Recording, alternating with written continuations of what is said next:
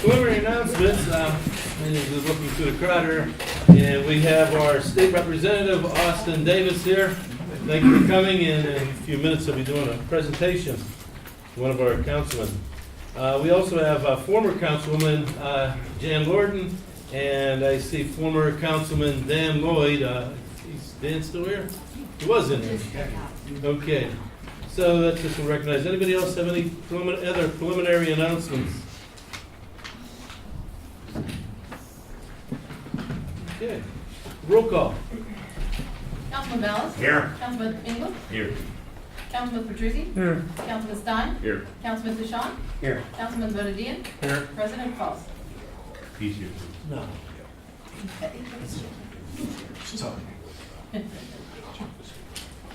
Okay, thank you.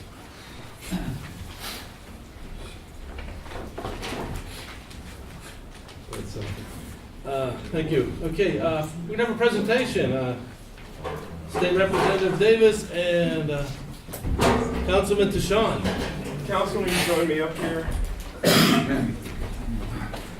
Well, first, good evening, everyone. Thank you for allowing me to come and do this, but I thought that this was very special and I couldn't let it go without noting. So I have a proclamation for Councilman Tishan for two reasons. One, in August was your 80th birthday, so I wanted to say happy birthday and congratulations.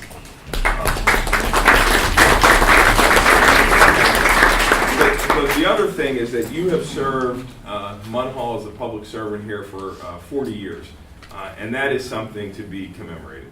As a young person who's in elected office, you're somebody to look up to, somebody who has dedicated their life to the service of others and making their community a better place. So I'm happy to be here. I'm proud to honor you today. And I just want to read the proclamation for you before I present it.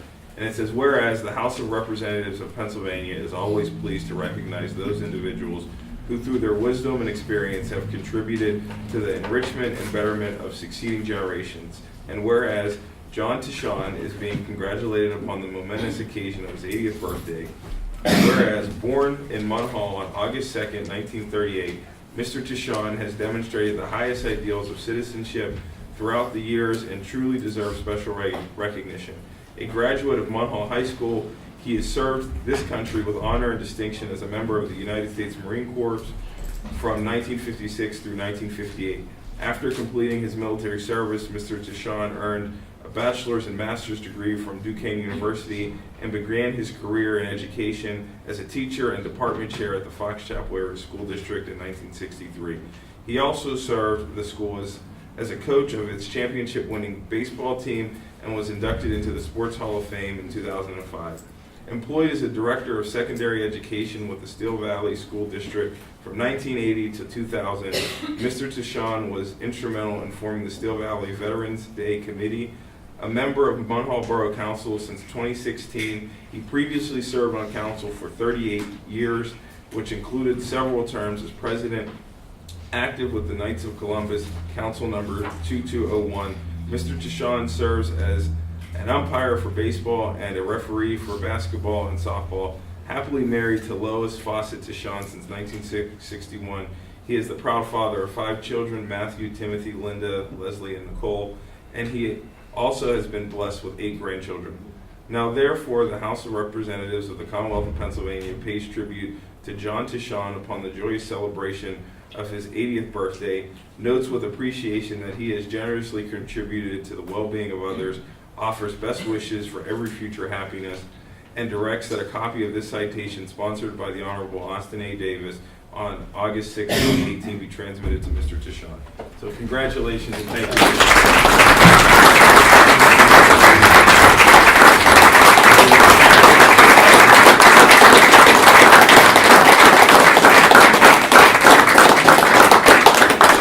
President Faust, may I have the floor? Oh, absolutely. Briefly, things like this are not expected, but they're very much appreciated. You know, those of us that are in public life, we make a lot of decisions that, Austin said that I'm an umpire and I'm a soccer official. So you know, you make 50% of the people happy with one call, and the other 50% of the people unhappy with the same call. So politics is a lot like that. And these kind of things don't happen without, you know, I did some of this, but you don't have the right kind of support, and I'm talking about your family.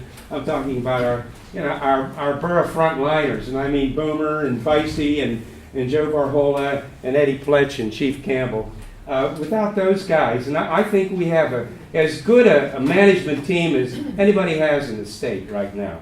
And again, we're not going to get everything right, but we're sure as hell going to try to get everything right. And we're going to do the things we do with concern, with care, and with concern for our borough.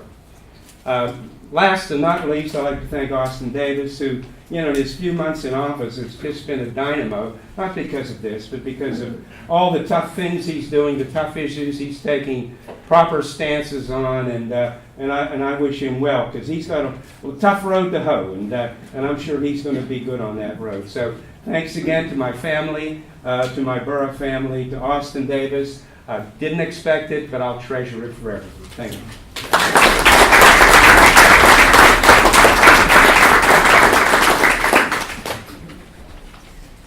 Okay, because we have a nice crowd tonight, I welcome everybody here.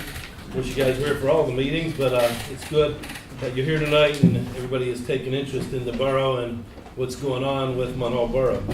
And I want to read a brief statement here. It won't be too long. Pursuant to a recent meeting and published article referencing council's actions and decisions, there are numerous claims and statements being made that are inaccurate. I'd like to dispel some of these now in public forum, so they are on the record for anyone in the borough to know and see. First, the goal of this council and everyone on it has always been and should be what's best for the borough. We all love Munhall Borough, and we will never do anything to harm its residents.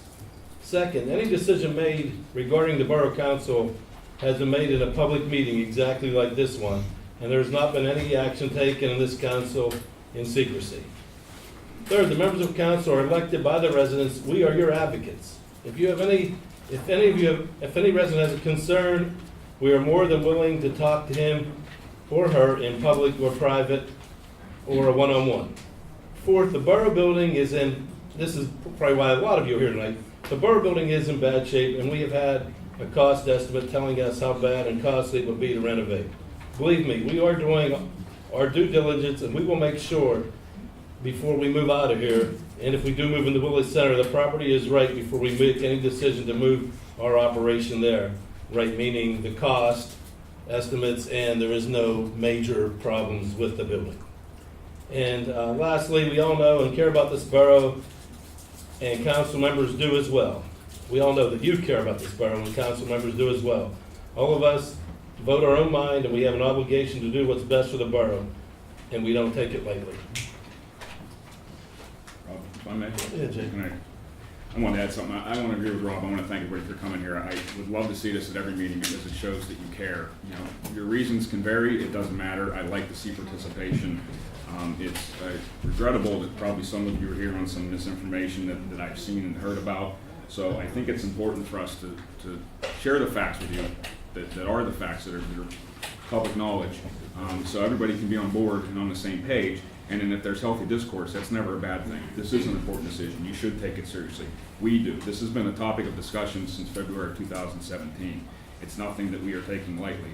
I can tell you in June 1st of 2017, the council at that time, that also included Mayor Brennan, all unanimously elected to pursue this property.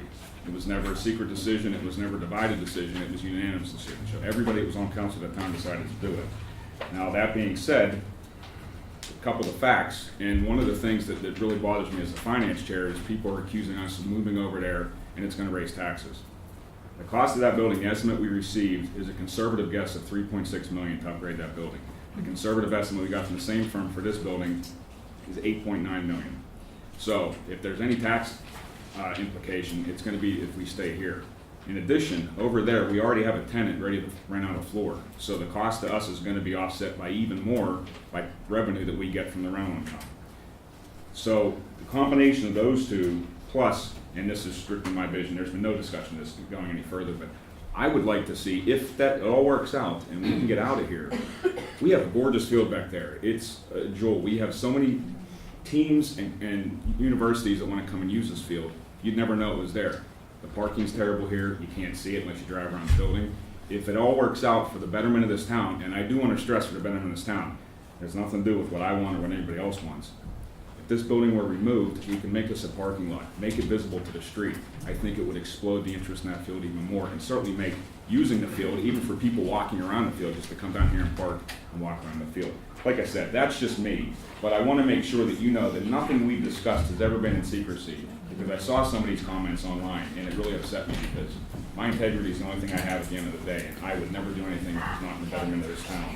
And those are the facts we now have, and if you have any upset, disagreement with it, we certainly, as Rob said, we're your advocates. We would welcome to talk to you, but we want to talk to you. We don't want to have conversations taken in the shop and safe parking lot or outside of church. We want to talk to you so you get the information from us.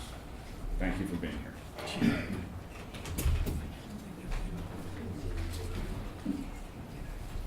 Okay, moving on. Notice all public speakers addressing council. Comments will be limited to 3 minutes, must avoid references to personalities and personnel-related issues. Our first speaker is Dorothy Kapp. She's not available. Michael, is Michael here? Yes. You're Michael, okay. Yeah, Mike, come on up. Mike. thank you. She's out sick at the moment. Okay. She asked me to read some things, although after your statements, would have been nice to know that information first, but can't always have things. Some of the things she had said was, asked, number one was, has the council considered other vacant buildings? Is there any vacant land available to build a new borough building? Another item was, how many employees are currently employed? Are all of these being transferred to Willis Center if this move is approved? And I assume from what your statement that will be. Before the final decision is made, I would expect the council to release the specific costs to the taxpayers, also the company that submitted the $4 million estimate. Has the rental lease been finalized? I guess it's with the Turtle Creek organization. This also should be shared with the taxpayers. The architecture of the current borough building cannot be compared with Willis Center. Willis Center is a nice building, but can't compare with the current borough building. Thank you for your time and consideration to what what I've addressed. In closing, just remember, there's no such thing as a free lunch. And that was basically what she was asking. I don't know if you can answer that, or if we can get answers for those for Wood Harbor. I think they're all valid questions. And certainly anything that she mentioned about sharing with the public, as has been the case since February of last year when this conversation started, no action is taken without the public knowing about it. It's regrettable that we don't have this kind of participation on a more frequent basis because more people would know about it.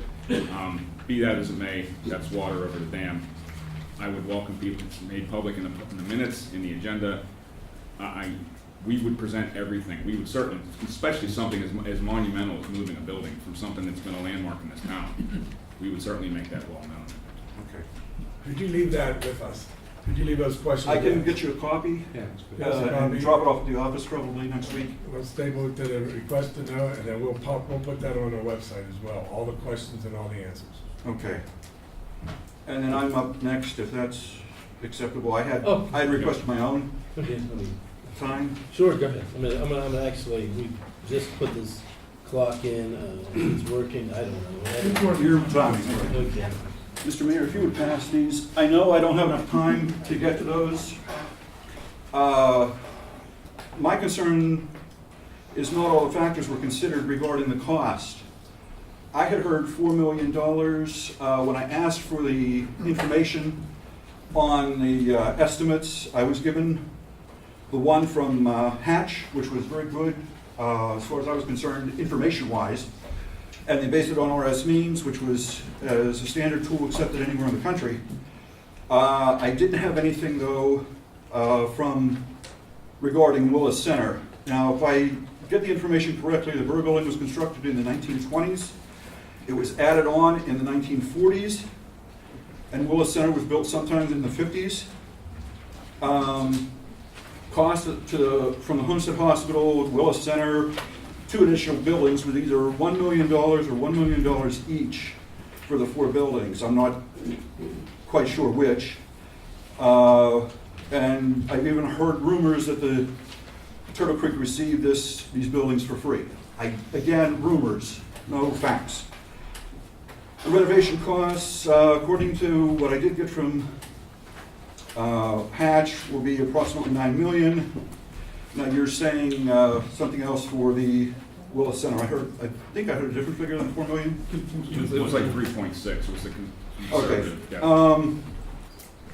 One firm, and I also heard that one firm reviewed the Borough building and another firm reviewed Willis, but you're saying that they were both Same reviewed? bill, both have. Okay. If they were the same, then obviously they used the same information. And again, from looking at their codes, I can see the Uniform Construction Code is 1999, then the International Building Code is 2009 and or 2015. The new International Code is 2018, which I believe goes into effect in January.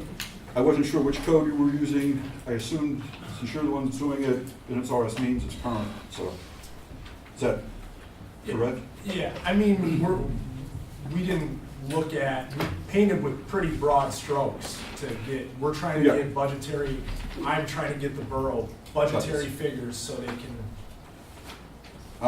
make a decision. We needed to be sure comparing the costs are the same. Not necessarily that it's going to cost us the same, but we're including all the costs. And as you're saying, we can't have copies of the estimates. You're planning on renting out the building to defer expenses. I assume you've asked Hatch to include updating all the building to the appropriate codes. And if Turtle Creek's on one of the floors, then we are including the security requirements. And from the looks of it, well, I'm sorry, I'm over my time limit. No, we can go ahead. Also, it looks from the aerial photo that this is a double elevator. I'm assuming that you'd have to split the electronics, and then you're going to quadruple all of the utilities and have to rewire the building. You're asking a lot I of know. great questions. Seriously, Yeah, that's why extra time was. with all, with all due respect, this is, their council needs to make a decision before the design progresses to the level of. I'm not even talking about having the design. The questions that I gave you gentlemen are basic things that normally are checked beforehand. To make it quick, I want to tell you something that happened in another state I was stationed in. The township was expanding. Houses were starting at $250,000 a pop. The township floated a bond, paid for the brand new municipal building, which covered construction costs. However, once the move, additional utilities, new equipment to comply with the codes, and costs were included, it required a 10% increase in taxes. So all I'm asking for is, please check. I haven't been here the whole time. I don't think Homestead Hospitals had their asbestos or lead, and if we're going to run it out, I'm assuming that makes us liable to the company, so we have to remove it. But anyway, thank you for your time. And if you can get back to me with some of the answers on those questions, Absolutely. Yes, sir. list them. Thank you.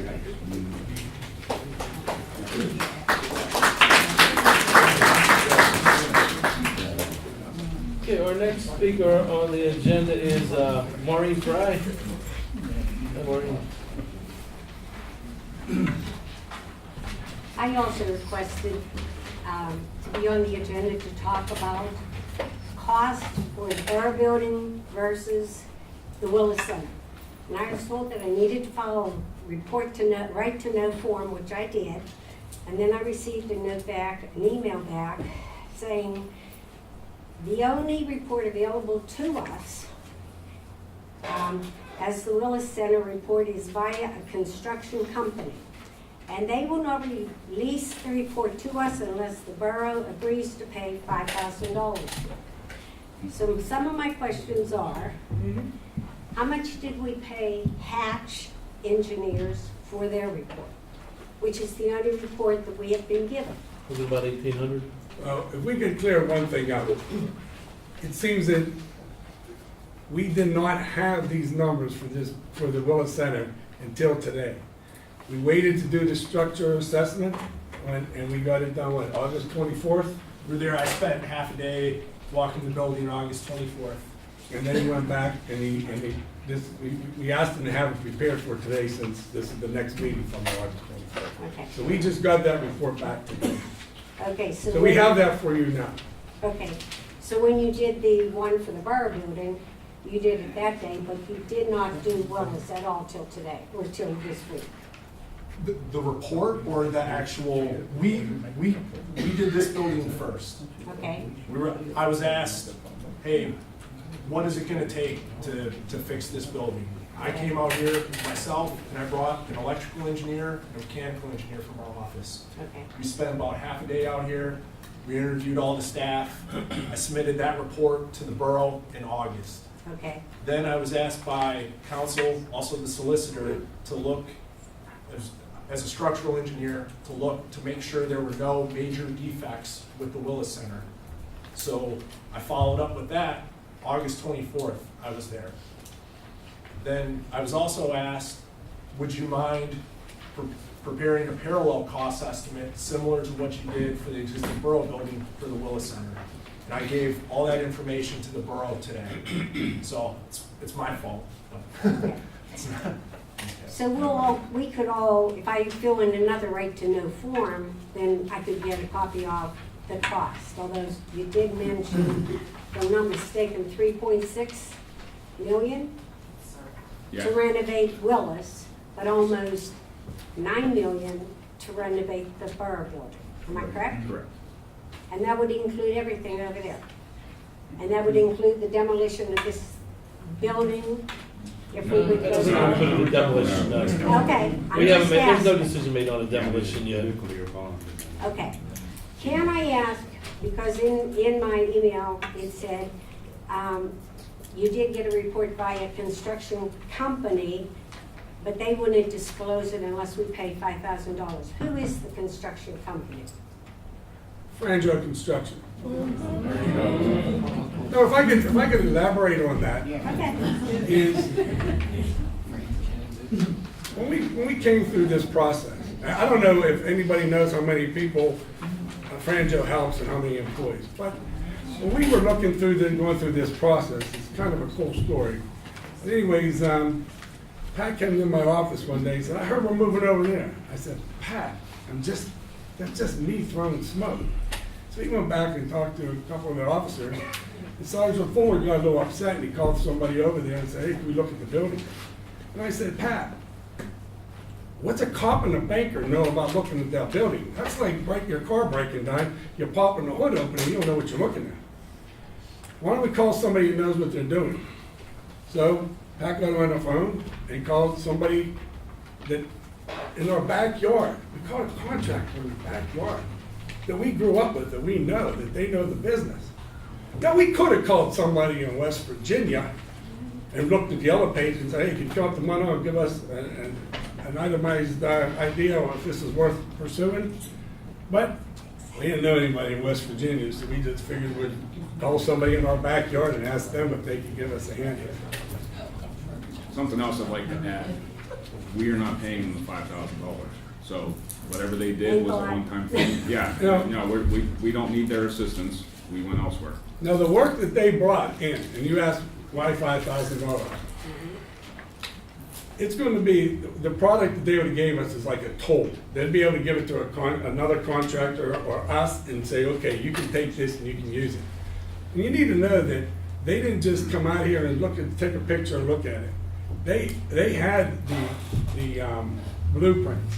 They brought in an architect, an estimator, a project manager, and the two owners came in here, and they worked for a long period of time, like a 2-week period, to give us this estimate. So we asked them for free. They did it all for free.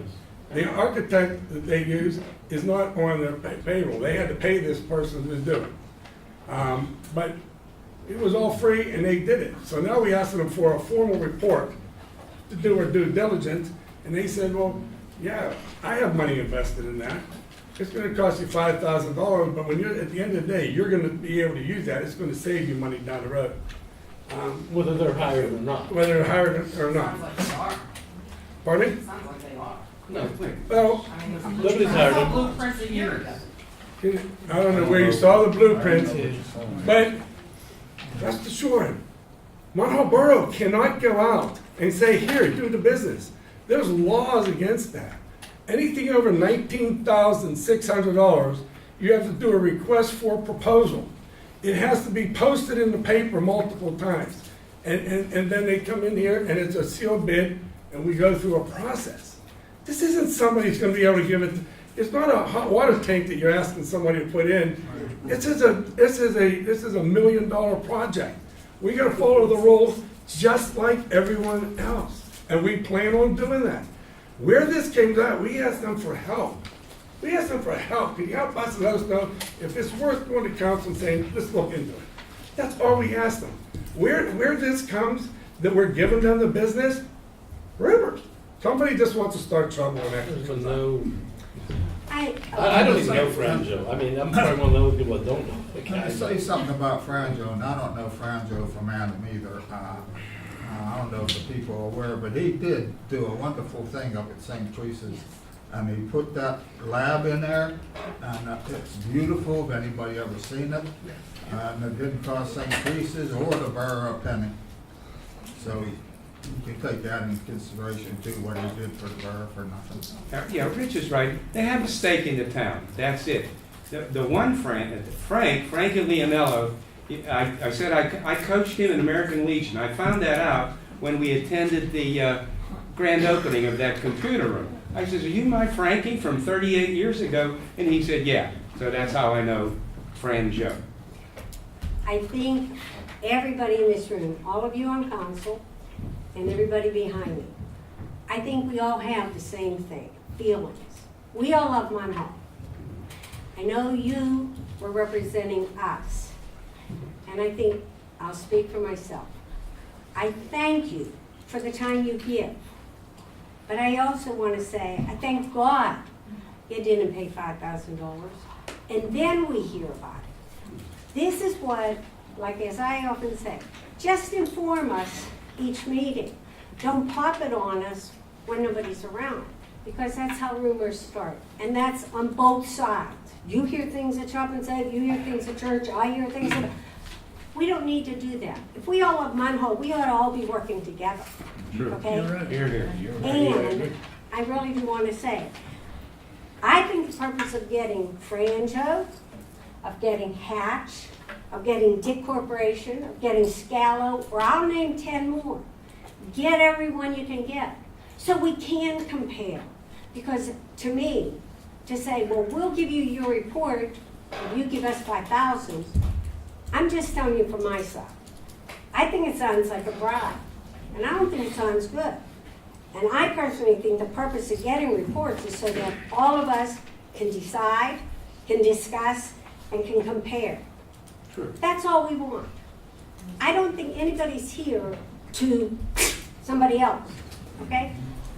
Yes, I'm willing to speak this meeting, but I'll bet you there's a lot of other people in this room who want to speak too. But I thought all I had to do was go down and say, can I be on the agenda to talk? What do you want to talk about?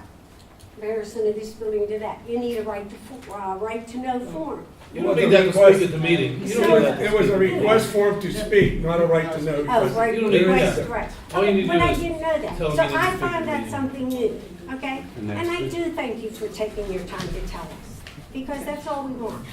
When we ask, like you're saying, 3.6, will you put that in the paper? I mean, because it was in the Valley Mirror about the Hatch report for the borough building. That's a question for the, for Oh, council. okay. I- Will you put it in, you know, and list all the prices, just like these Yeah, I ones were think his listed? statement should be, Okay. the Yeah, fair statement put should something be in, I'd released like to to the see it in public, the bell. because it's accurate. Mhm. And then people can read it and can say, yeah, we see what they're saying, we can, let's discuss. And don't wait for the next meeting to ask for people to talk, get some input from people, that's all. Well, Thanks, Rini. Thank if I you. could add one more thing. Unfortunately, the last couple articles I've seen in the Valley Mirror didn't seem to engage anyone from council, so we didn't have an opportunity to have any input. We'd love to have that information publicized. So if we could work better with them, it's a two-way street. I'd love to talk to somebody about it, for sure. I know the Valley Mirror has my phone number, they can call me. I'll get all your numbers after the meeting and I'll. They have mine. Okay, our next speaker is D. Elaine Spiker, concerns about 210 Washington Street. I brought pictures with us ahead of time so people could see the condition of the house. This happened 3 years ago with the SWAT incident. And in the 3 years, nothing's been done about it. As far as cleaning up around it, the owner has not done anything. And it's affecting all the homes around us. Somebody's trying to sell their home. As soon as they see that next door to the home up for sale, it's a deterrent for somebody to buy the other person's home. And then I'm concerned, I'm 2 houses away from it. That's a tall frame house, and if anything happens, because the windows are not boarded up, you can see all the windows are blown out. The appearance is just detrimental to us. And the rodents and extra animals that are running around, we think there's a lot of going in and out of it. As far as, if the foundation was blown out when the big black machine came around the day of this. Is the building inhabited? No.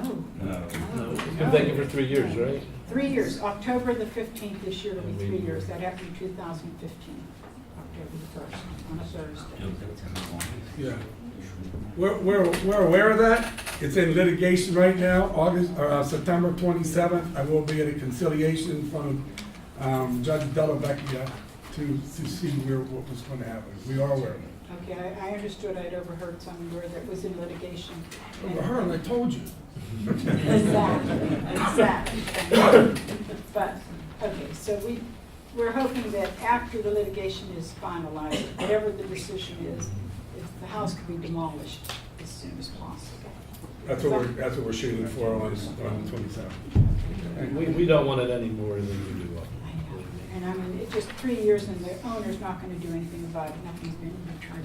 All the rubbish around is around the back and all, the glass is still there from the broken windows.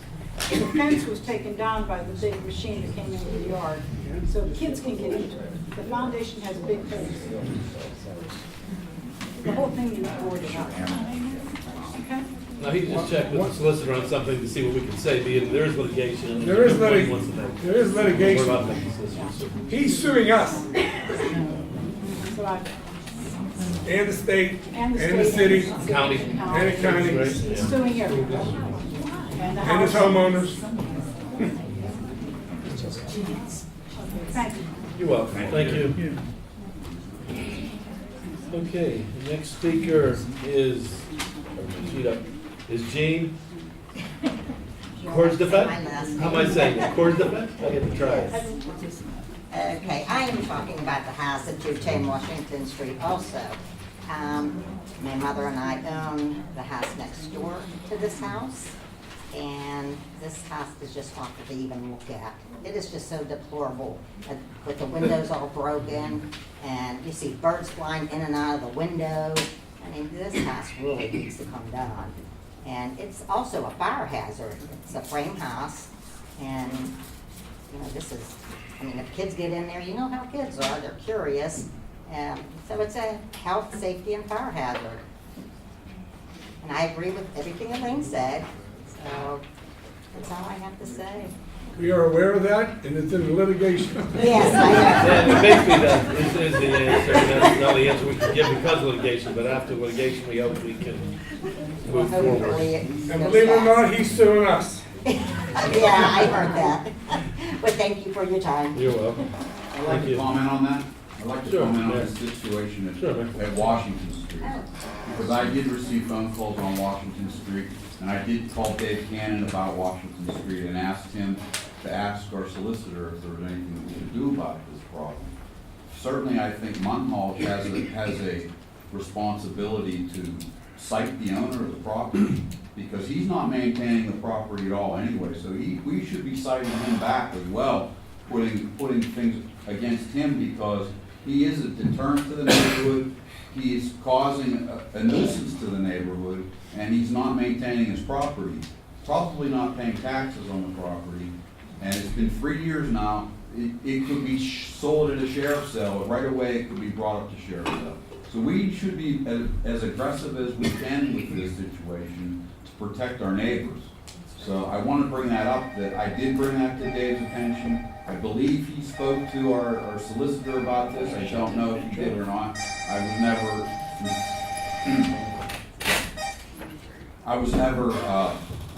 No one ever got back to me about it, but I certainly think it's something that our legal team should be after, and our code enforcement should be doing something as well.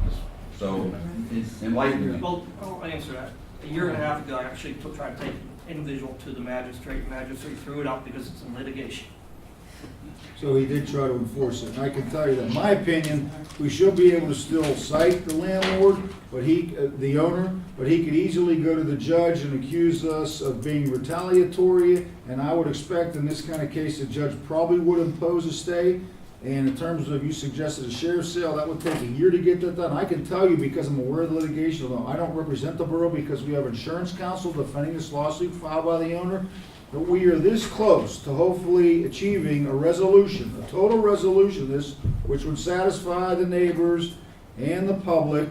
It's not there yet. We certainly don't want to aggravate the situation. Hopefully by the end of September, Mr. Barhola will be down there, and we have a plan to conclude this, which hopefully will involve raising the structure. So I think we're going to achieve a positive result, but I agree that Mr. Cannon has tried, and I agree that if he tried again, I think the judge would say, no, I'm putting a stay on this until all these issues are resolved, because he's blaming us for the condition of structure. As ludicrous as that sounds, those are some of the allegations. So it's a unique situation.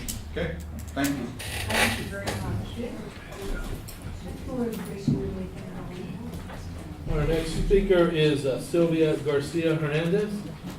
Concerns about neighbor's handicap spot. I'm a little nervous here, but, Don't be nervous. okay, the reason I'm here today to talk to you guys is, 18 years ago, I moved to 160 West Larkspur Street.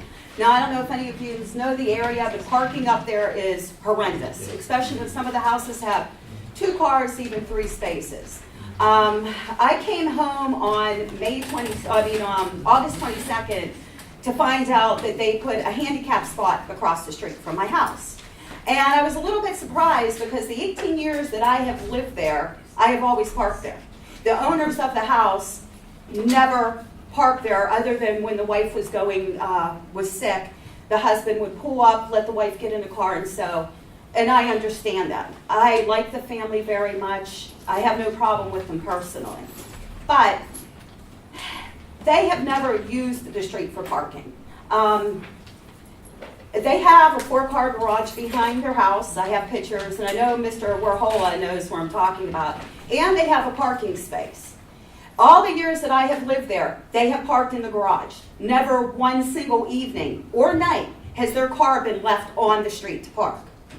Now, they're taking a space, and it is very, very difficult up there to park. And like Tuesday nights, the neighbor next door has a handicap spot too, which is fine. And I understand, if you're in need of it, I have no problem with it.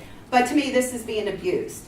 I have kept track of this since I have come home, August 22nd, dated every date. Every single night and evening, not one single car has been parked in this space. It has sat empty.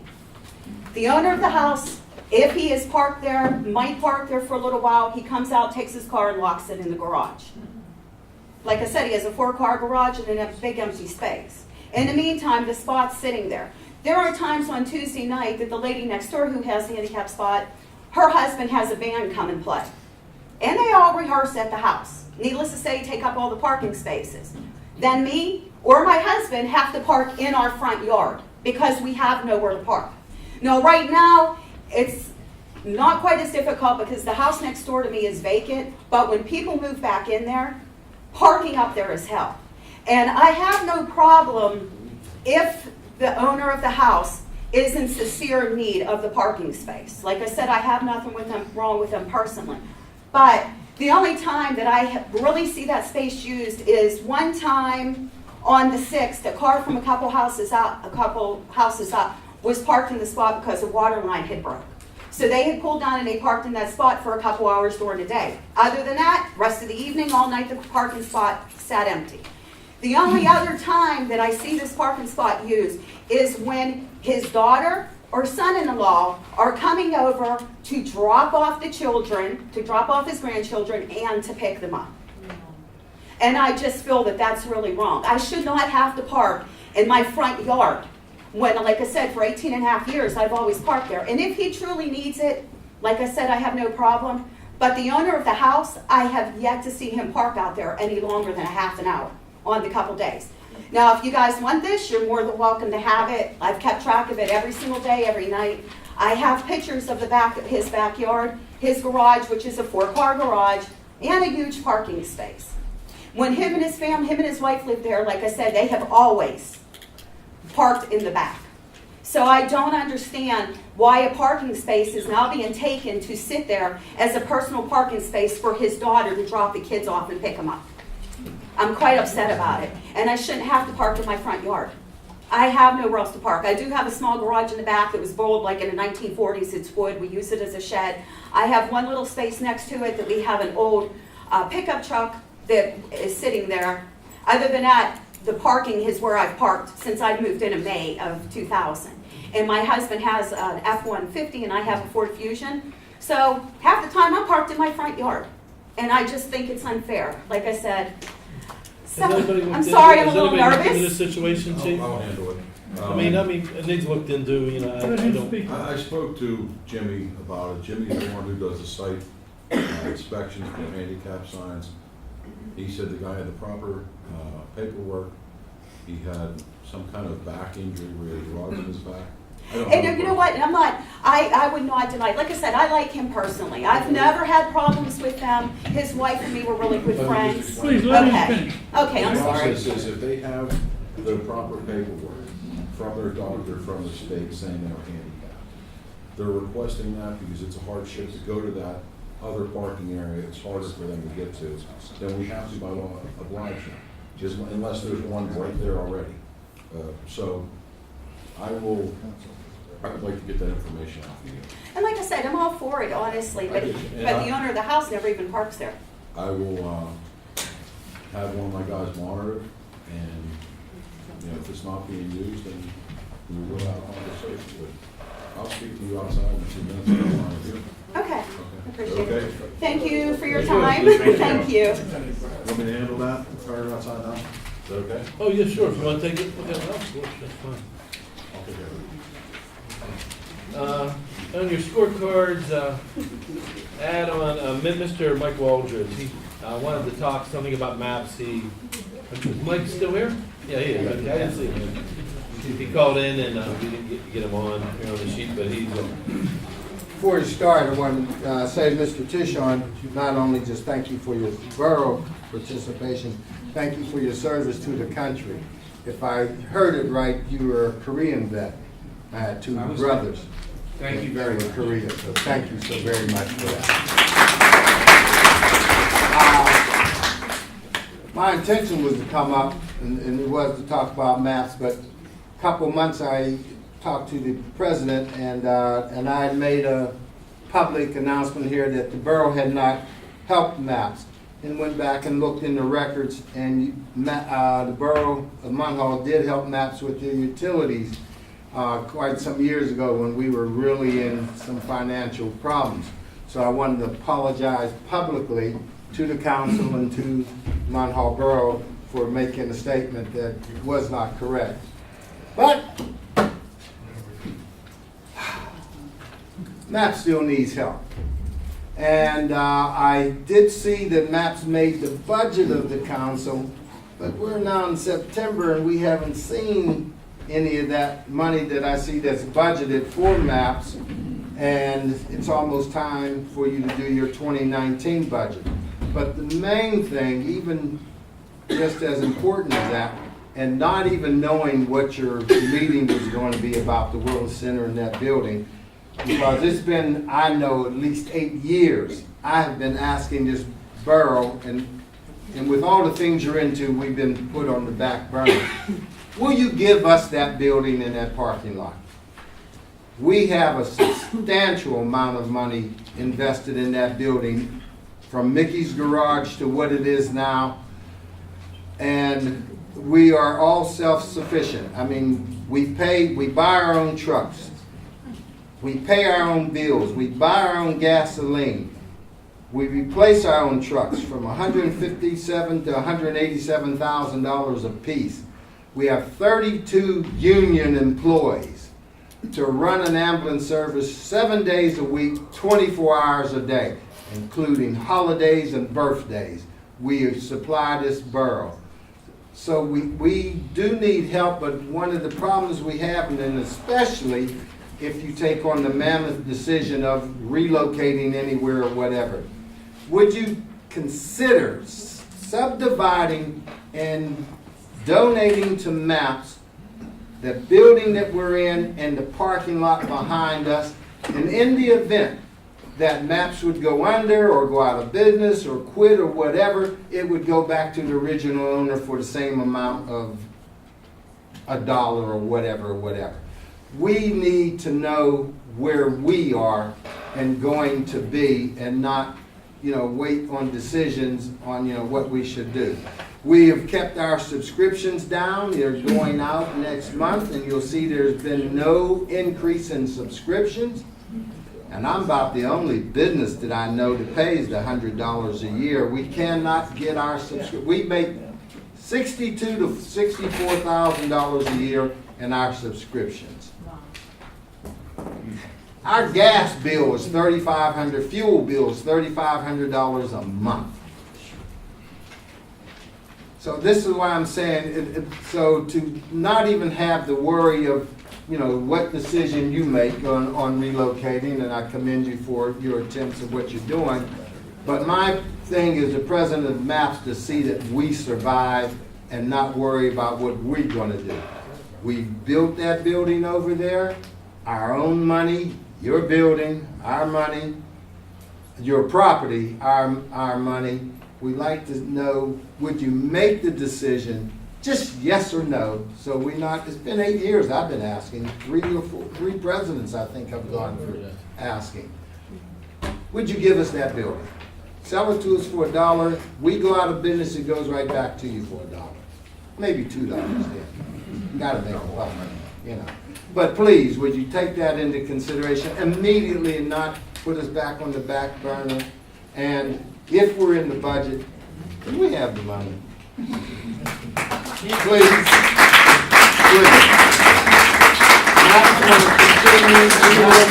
Continue to serve in Munhall.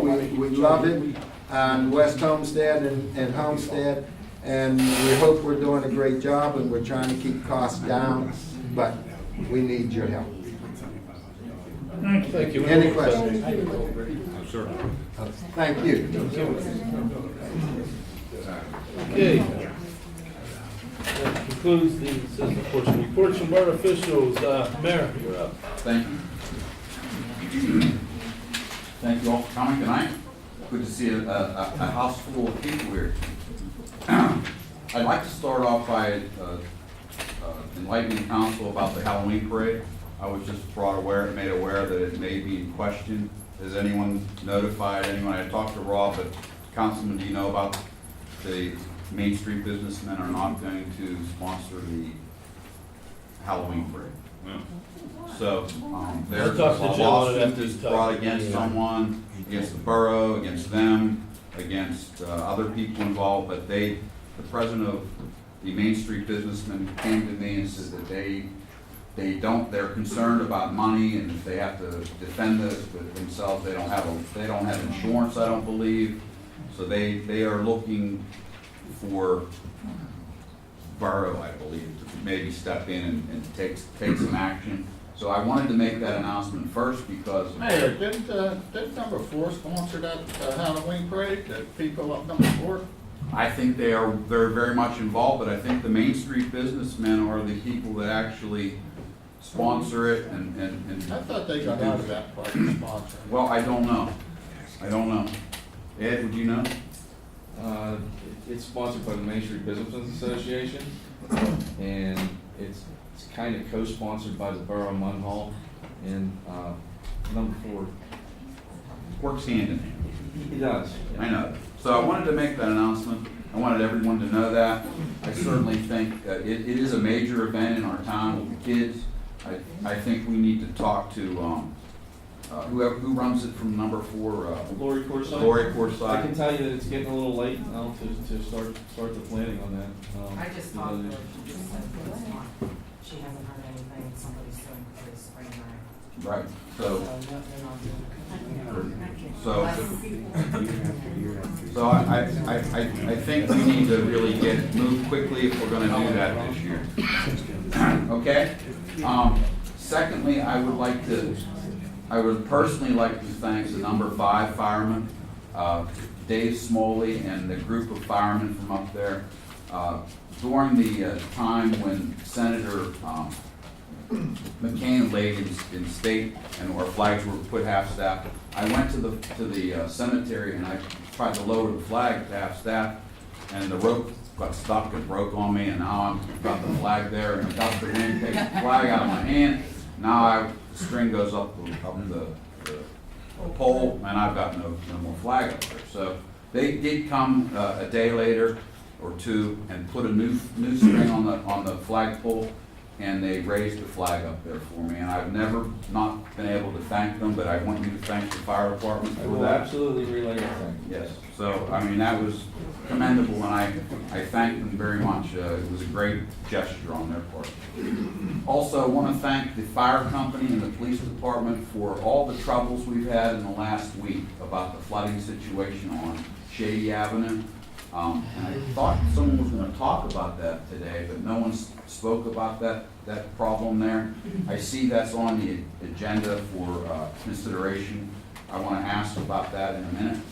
But the fire company was there pumping out basements in Ravine Street. They were taking on water. The fire company had blocked the street off on Shady. You know, they were there. They were there immediately. So thank you to the fire department for commendable work. They're always on it, and we are blessed to have a great fire company, and we're blessed to have a great police department. I had to personally thank them too, if I live on Shady. Thank you. So I apologize for not being at Community Days. I had inadvertently made a planned trip out of town, and I didn't realize that I was going to miss Community Days. I'm there every year. As long as I've been involved in the borough, I've been there. So I do feel terrible about that. From talking with Rob, it was a great day. Everything went well. I certainly, I wish I was there. So my apologies for that. Last week, I had the pleasure of being with Senator Representative Austin.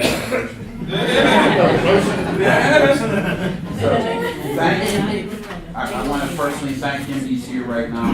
But I also want to thank Jay Costa and Betty Esper and Mayor Dindak also attended. We spoke to the seniors at the school. My thought is trying to get these seniors civically minded, getting them to register to vote, getting them to volunteer time for our neighborhoods and our communities. It went very well. We spoke to them for probably a good hour or so. Everyone spoke, and it was a good day, I thought. So thank you again, Austin. And this brings me to the move from here to the Willis Center. And I want to talk about that because there's a little bit of discrepancies going on. The last meeting that we were here, we were told that we were not going to do a cost analysis on the cost going into the Willis Center. We were told that we were going to go in there, that Hatch was going to go in there and look at the building's integrity and then decide on what we were going to do. So at the last minute, we came through with this study, which is good. At least there's a cost analysis pointing out things that are here And it's really not fair to give it to someone right now and have them look at it, because there's a lot involved in it. I mean, there's, you know, columns and columns. So I can review that. But I want people to take, for 1 minute, take a look and think about walking out of the building, okay, and turning around and looking at our municipal building. The presence on our main avenue, in and out of our town, is our building. And it is truly a special building. It's been here since 1940, and someone says 1920. So I think the decision to move from here should be done not very hastily. It should be done very slowly, and we should look at all the things considered. And honestly, I think renovation of this building doesn't have to be done at an $8 million clip, one thing at a time. It could be done partially. The police department by far needs a lot of work done to it. It needs a lot of updates. It needs to be brought up to date. But there is room in the police department to do this. It could be accommodated. So I don't think that moving into Willis Center and getting into a partnership with Turtle Creek Health Authority may be the best intention for us to go for. It's a 10-year lease, I believe. Is that correct? It is a 10-year lease, that's Thank you. correct. They will be the tenant of the borough, though, it wouldn't be a partnership. Right. Well, it is a partnership. They're gonna be renting from us. Pardon me? I was talking to him. Oh, okay. So, what if they decide not to stay there in 10 years and they want to pull out in 5 years? Now we're the only tenant in there. We're the only one in there. And it's a very easy thing to look at is, you know, and I know we all went to West Mifflin's new municipal building, and it's a beautiful building. They're partnering there with their school district. They're not partnering there with an entity or a business. I believe there is a business. UPMC. Oh, well, good. That's good. I didn't know. I didn't realize. I mean, they're not a partner. UPMC's a tenant there. Okay. Okay. So is the school district part owner of the building? No, they're a tenant also. They are a tenant. They have their meetings there. Okay. So they have a magnificent building. There's no doubt about that. Did they sell their old building that they still have?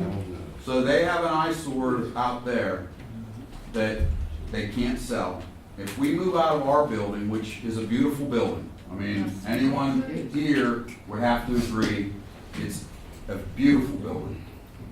And we go over there, and then 10 years, 8 years, 6 years down the road, Turtle Creek Valley Authority goes defunct. And now where are we at? We have a big building over there that is our own liability, and what if we don't have tenants? And they have a big building out there, there's no tenants, and that building's empty sitting out there. So should we be in the real estate business? I've heard people up here say the borough shouldn't be in the real estate business. You know, I'm quoting that from other people, but, you know, it's a consideration. I think, given what we have, and honestly, maintenance to our building is what we need to be done here. And we have a beautiful building. It should be maintained. It should have been maintained for quite a long time. And it's not too late to maintain our building and keep it up to date and bring it up to date. I met with the police department several days ago. We walked through the whole police department, through the whole entire area. And they have concerns, and they should have concerns. It needs to be cleaned and updated and made into a modern facility. It should be done. And there's no question about it. It needs to be done. And that should be the priority of the building to be done. But that doesn't mean that you have to spend $8 million to do a total renovation of the whole building. You know, I think that the roof should be checked, and I think portions of our roof have been done. I don't see anything in this patch report about replacing the roof over there at the Willis Center, and I'm sure that needs done. So there's a lot of things that you can look at and question about, you know. You know, how you come to a $3 million estimate on a page and a half, and you get an $8 million estimate on a page and a half. So, I mean, come on, but there's not enough. There's not enough. I want to interrupt a bit. Back over here to Willis Center. I believe you said to take all the buildings. I did say that. All of them, not At just one one. time, You said take all of them. I did say that, and I was all for that. And I looked through that building, and I looked through this building. I looked through every spot of this building, and I went through every spot of that building. And I certainly think this is a much better building. Absolutely. And I'm entitled to my opinion. And so, Absolutely. So, but this is not your building, and this is not my building. Exactly. This is their building. Right. This is the people's building. And the process has not been followed through properly, I feel. And I'm going to tell you why. I think that there should have been public meetings on this and diagrams shown and layouts shown of what we're going to have here, what we intend to put here. We've not seen anything like that at all. Nothing has been shown to us, nor to me.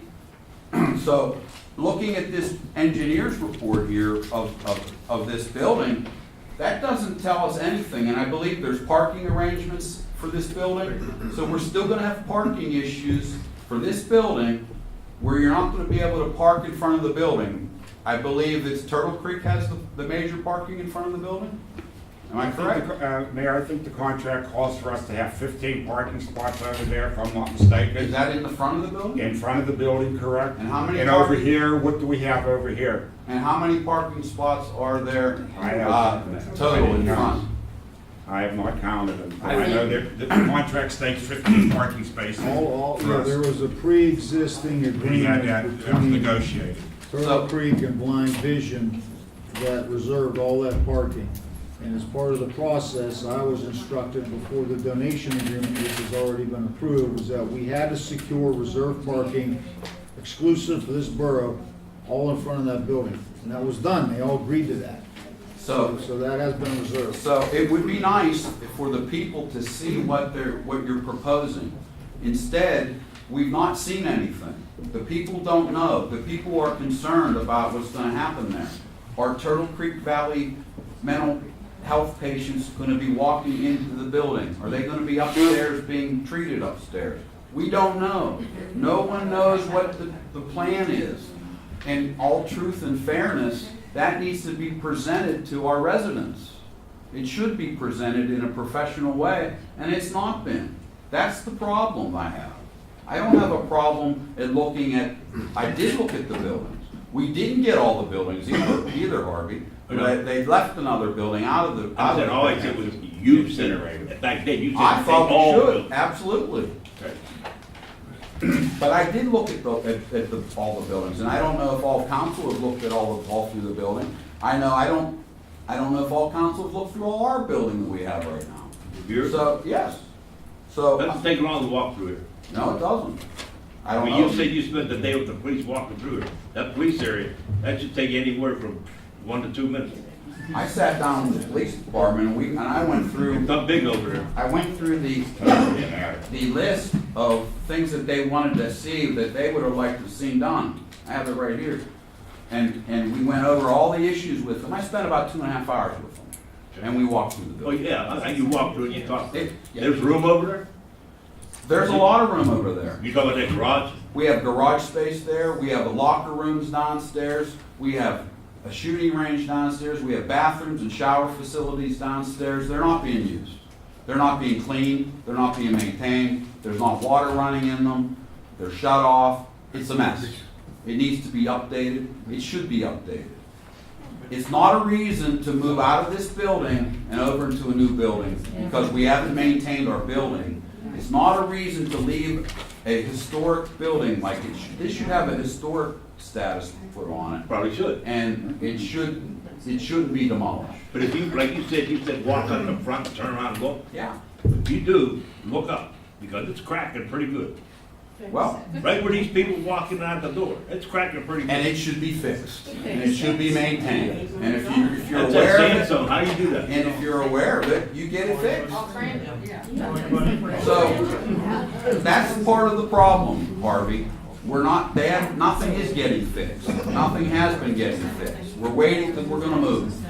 Well, that decision hasn't been made yet. No, It's not been made yet. Well, it hasn't been voted on yet.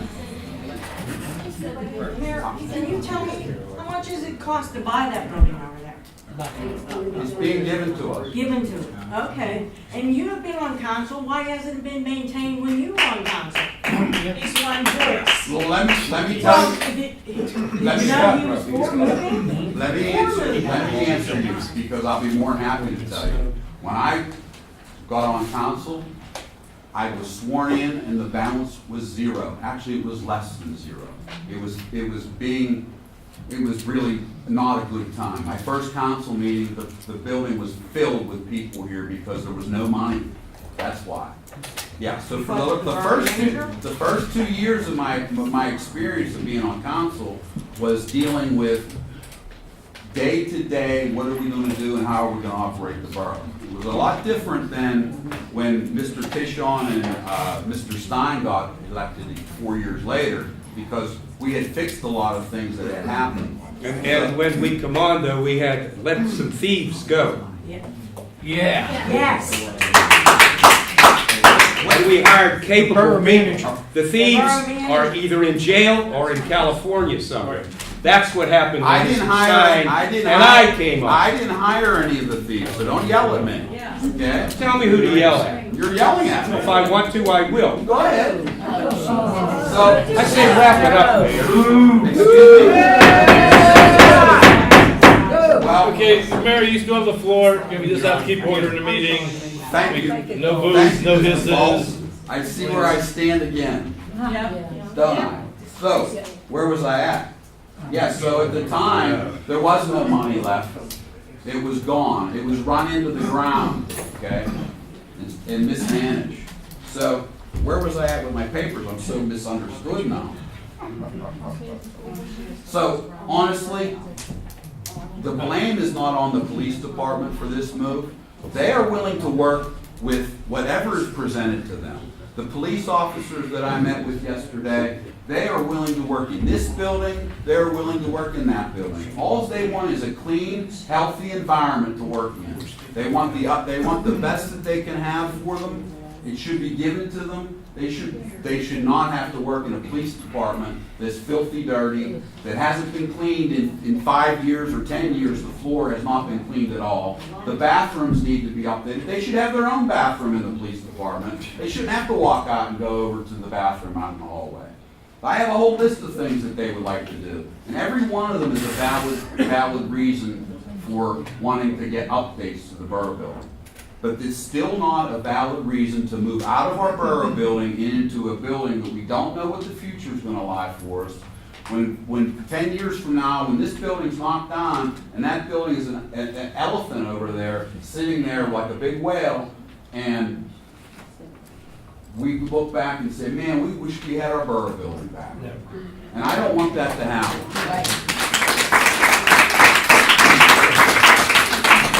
And I certainly don't want to have a rushed decision on this without the public being invited and shown actually what is going to be done.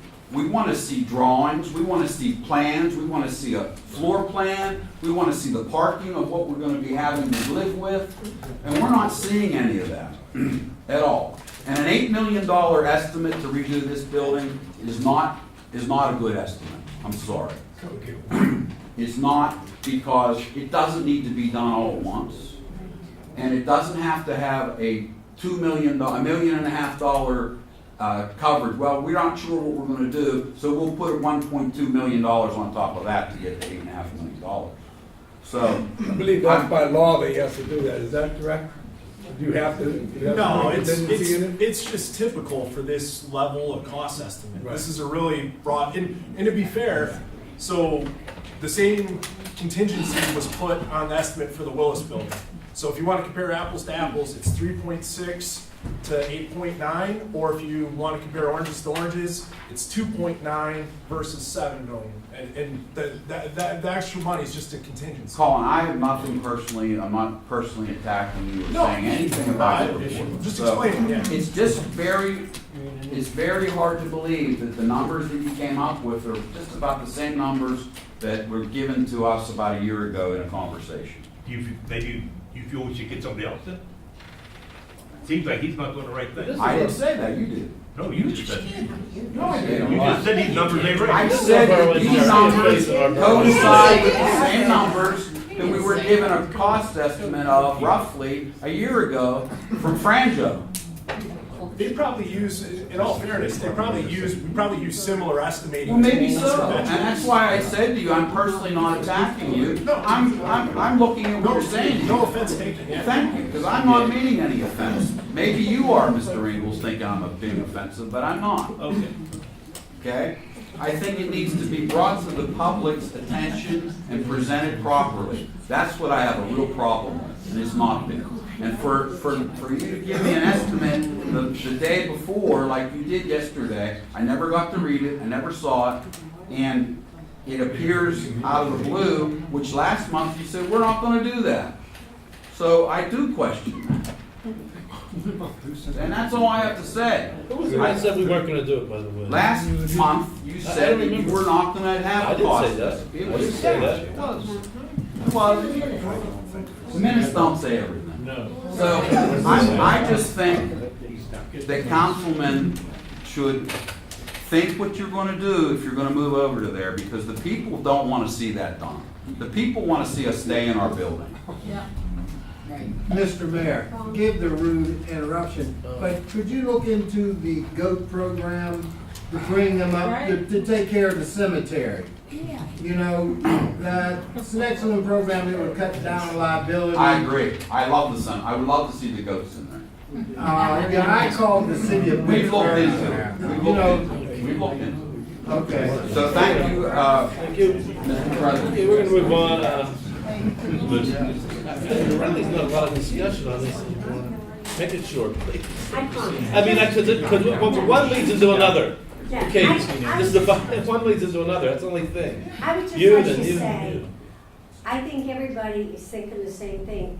When we say we just like to be informed, it's hard to be informed. I bet you there's at least 15 more people who would like to get up there and ask some questions, but the time. But if perhaps you would have a town meeting that you would publish, be it at Still Valley High School, at St. Elizabeth, St. Elias, anywhere. And you guys come, and you put your facts on the table, and you present, and we listen. And then you ask, what do you think? What do you think? You're the taxpayers. What do you think? I think that's all we're asking. I don't think any of us want to sit here and yell, blame, point fingers. It's going to happen, people. One But if you're suggestion I going to be have, open-minded, let's not form opinions and say, that's how it's going to be. You know, that's not how it should be. And I think everybody in this room knows that. And that's all I want to say. To me, a public forum is a town meeting. You put it out there, and those people who can't attend, not only from right around here, but Munhall Gardens, Lower Munhall, everywhere. Let the people come. Let the people talk. And if it means having 10 meetings once a month just to discuss this, isn't it worth it? Isn't it worth it? When did you sleep better at night? Jason, you said it's your integrity that you go to sleep. I hope you all do. And that's how I think all of us feel. We don't want to be told what we're going to do. We want to hear what all of us think. That's all I'm we open up to anybody that wants to talk to us. I'll tell you right now, Mrs. Cat called, I talked to her for 45 minutes on the phone. Not had a problem. She asked a lot of good questions. She didn't personally attack anybody, call them thieves or anything like that. She was a treat. There's another person on Joe Baranek called me last week. He lives on Shady Avenue. He called me. I called him back at 10 o'clock on Saturday morning because I got to check. I was out Friday. Called him. I talked to him for over half an hour about different things. It's not just me. I can't accept every single call because I don't have time in the day. But there's 7 other councilmen that are willing to talk. Code enforcement That's why officer. we would like a We're here. town We're meeting. here. Excuse me, but can I just say, you guys have it backwards. You are supposed to come to us. You are supposed to come to the Valley Mirror.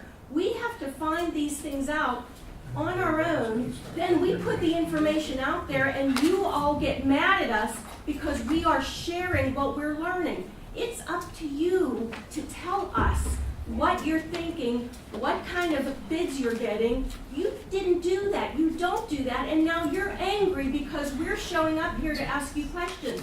On tonight's agenda, you did not put the Willis Center on it. It had to come from the citizens. No, it came from me. No, we're doing due I was the first one to talk about Willis Center tonight. No, I'm talking about in a public agenda. All we're asking for is to run this borough the way other boroughs are run. They would not do what you're doing. They would have public meetings. They would compare costs. We were told at last month's meeting that you weren't going to do that at the Willis Center. You weren't going to have a cost projection. We were never told that. Are you a reporter now? Please. She's my wife, Mr. Tishan. Now I'm yelling at you. And I'm That's just okay. I'm gonna bang it till we get order in here, okay? I thought she I was know a some of you don't like reporter. noise, but I'm gonna bang it till we get order in here. Now you do. I'm gonna call recess if you guys aren't gonna be in order, okay? Call recess. I'm not mad, but I'm gonna call Call recess recess. until this meeting is in I'm order. fed up with it. That meeting has to be in order. No yelling back and forth, and no accusing people, no calling people any names or lying, the booing, the hissing. That has to stop. Well, the only thing we're gonna get things accomplished is adults, and we're gonna talk, and we'll talk. Excuse me, may I say something?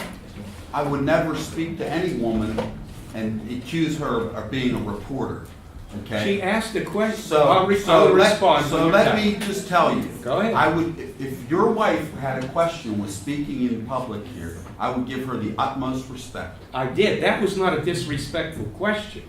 The reason I asked if she was a reporter, she said things were in the Valley Mirror that someone had put in, and several councilmen were not asked about it. I thought she made the report. I thought she was a reporter for the Valley Mirror. So I was going to invite her to ask me. I would be very happy to give her my slant on whatever the issues are. I don't shirk from issues. And it was not a disrespectful question. Don't ever think that. Well, you were just pretty disrespectful to me about 15 Well, I thought you minutes ago. deserved it. Come on. You guys don't want us to talk like that, but you're gonna talk like that to people? That's not okay. You're out. Come on. Grow up. It's also not fair to make a blanket statement. I haven't spoken to anybody like that. No, I'm just saying as a whole. I already told you once before about the disrespect that has gone on down here in all the years that I've come here. And I'm sick of it.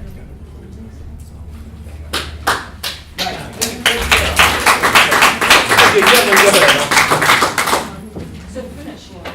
I have no skin in the game where you're gonna go. But I was at the meeting last meeting. I've been in a few. There's 5 people at the last meeting. I don't come all the time either, but I'm looking at people I've never seen before. I sat at a meeting, borough engineer right there, he gave a report. That same report, he laid out the money, the determination, not that you were gonna do anything, but what they came up with.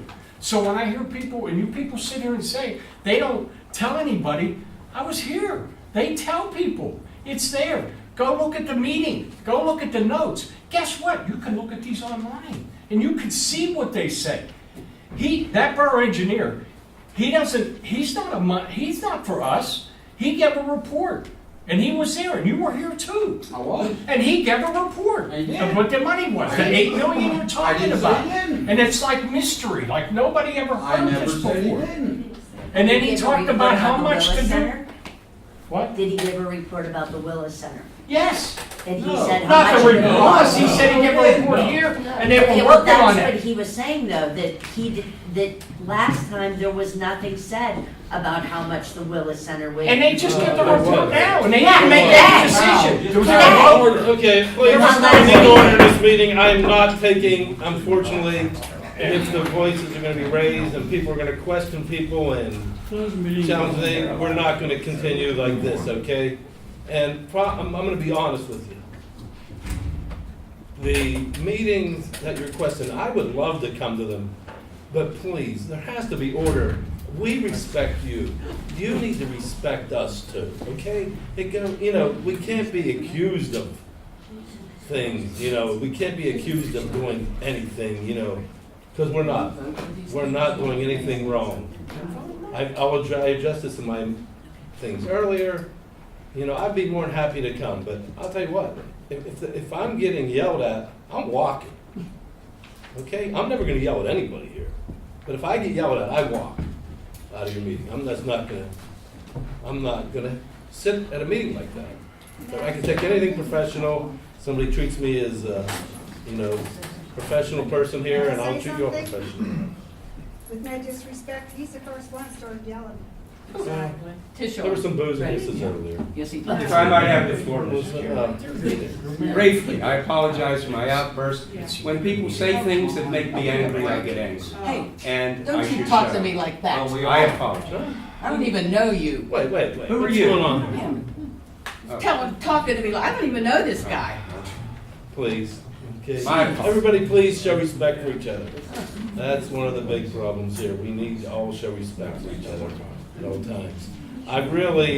We're gonna have to move on unless, I don't mind any discussion, but we're gonna have to move on. We have other reports, other business to go through tonight. If anybody wants to talk to me after the meeting, please come up and talk to me. I'll be here. Okay, report of the solicitor. Everything was communicated in writing during the month, nothing new to add tonight, thank you. Okay, thank you. Borough manager.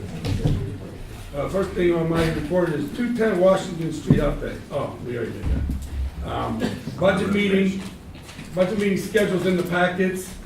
And we started in October. We awarded $40,000 for a catch basin grant. And we're going to for CD 44. CD 45 is coming out. We're gonna just continue with the catch basin upgrades as well.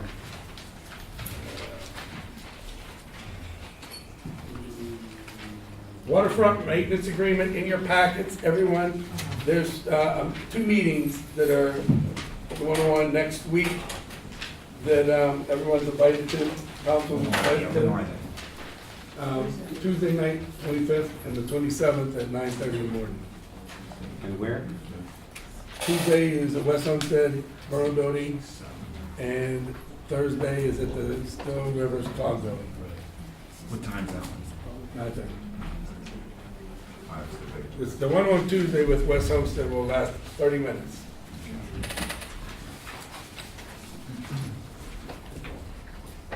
That's it. Thank you. Okay. Report of the engineer. Yeah, wanted to give an update on a couple things. First of all, we had a project, started planning a project back in June for some culvert repairs at Harvey Street Extension, Shady Avenue. I see Mr. Ondo is in the audience.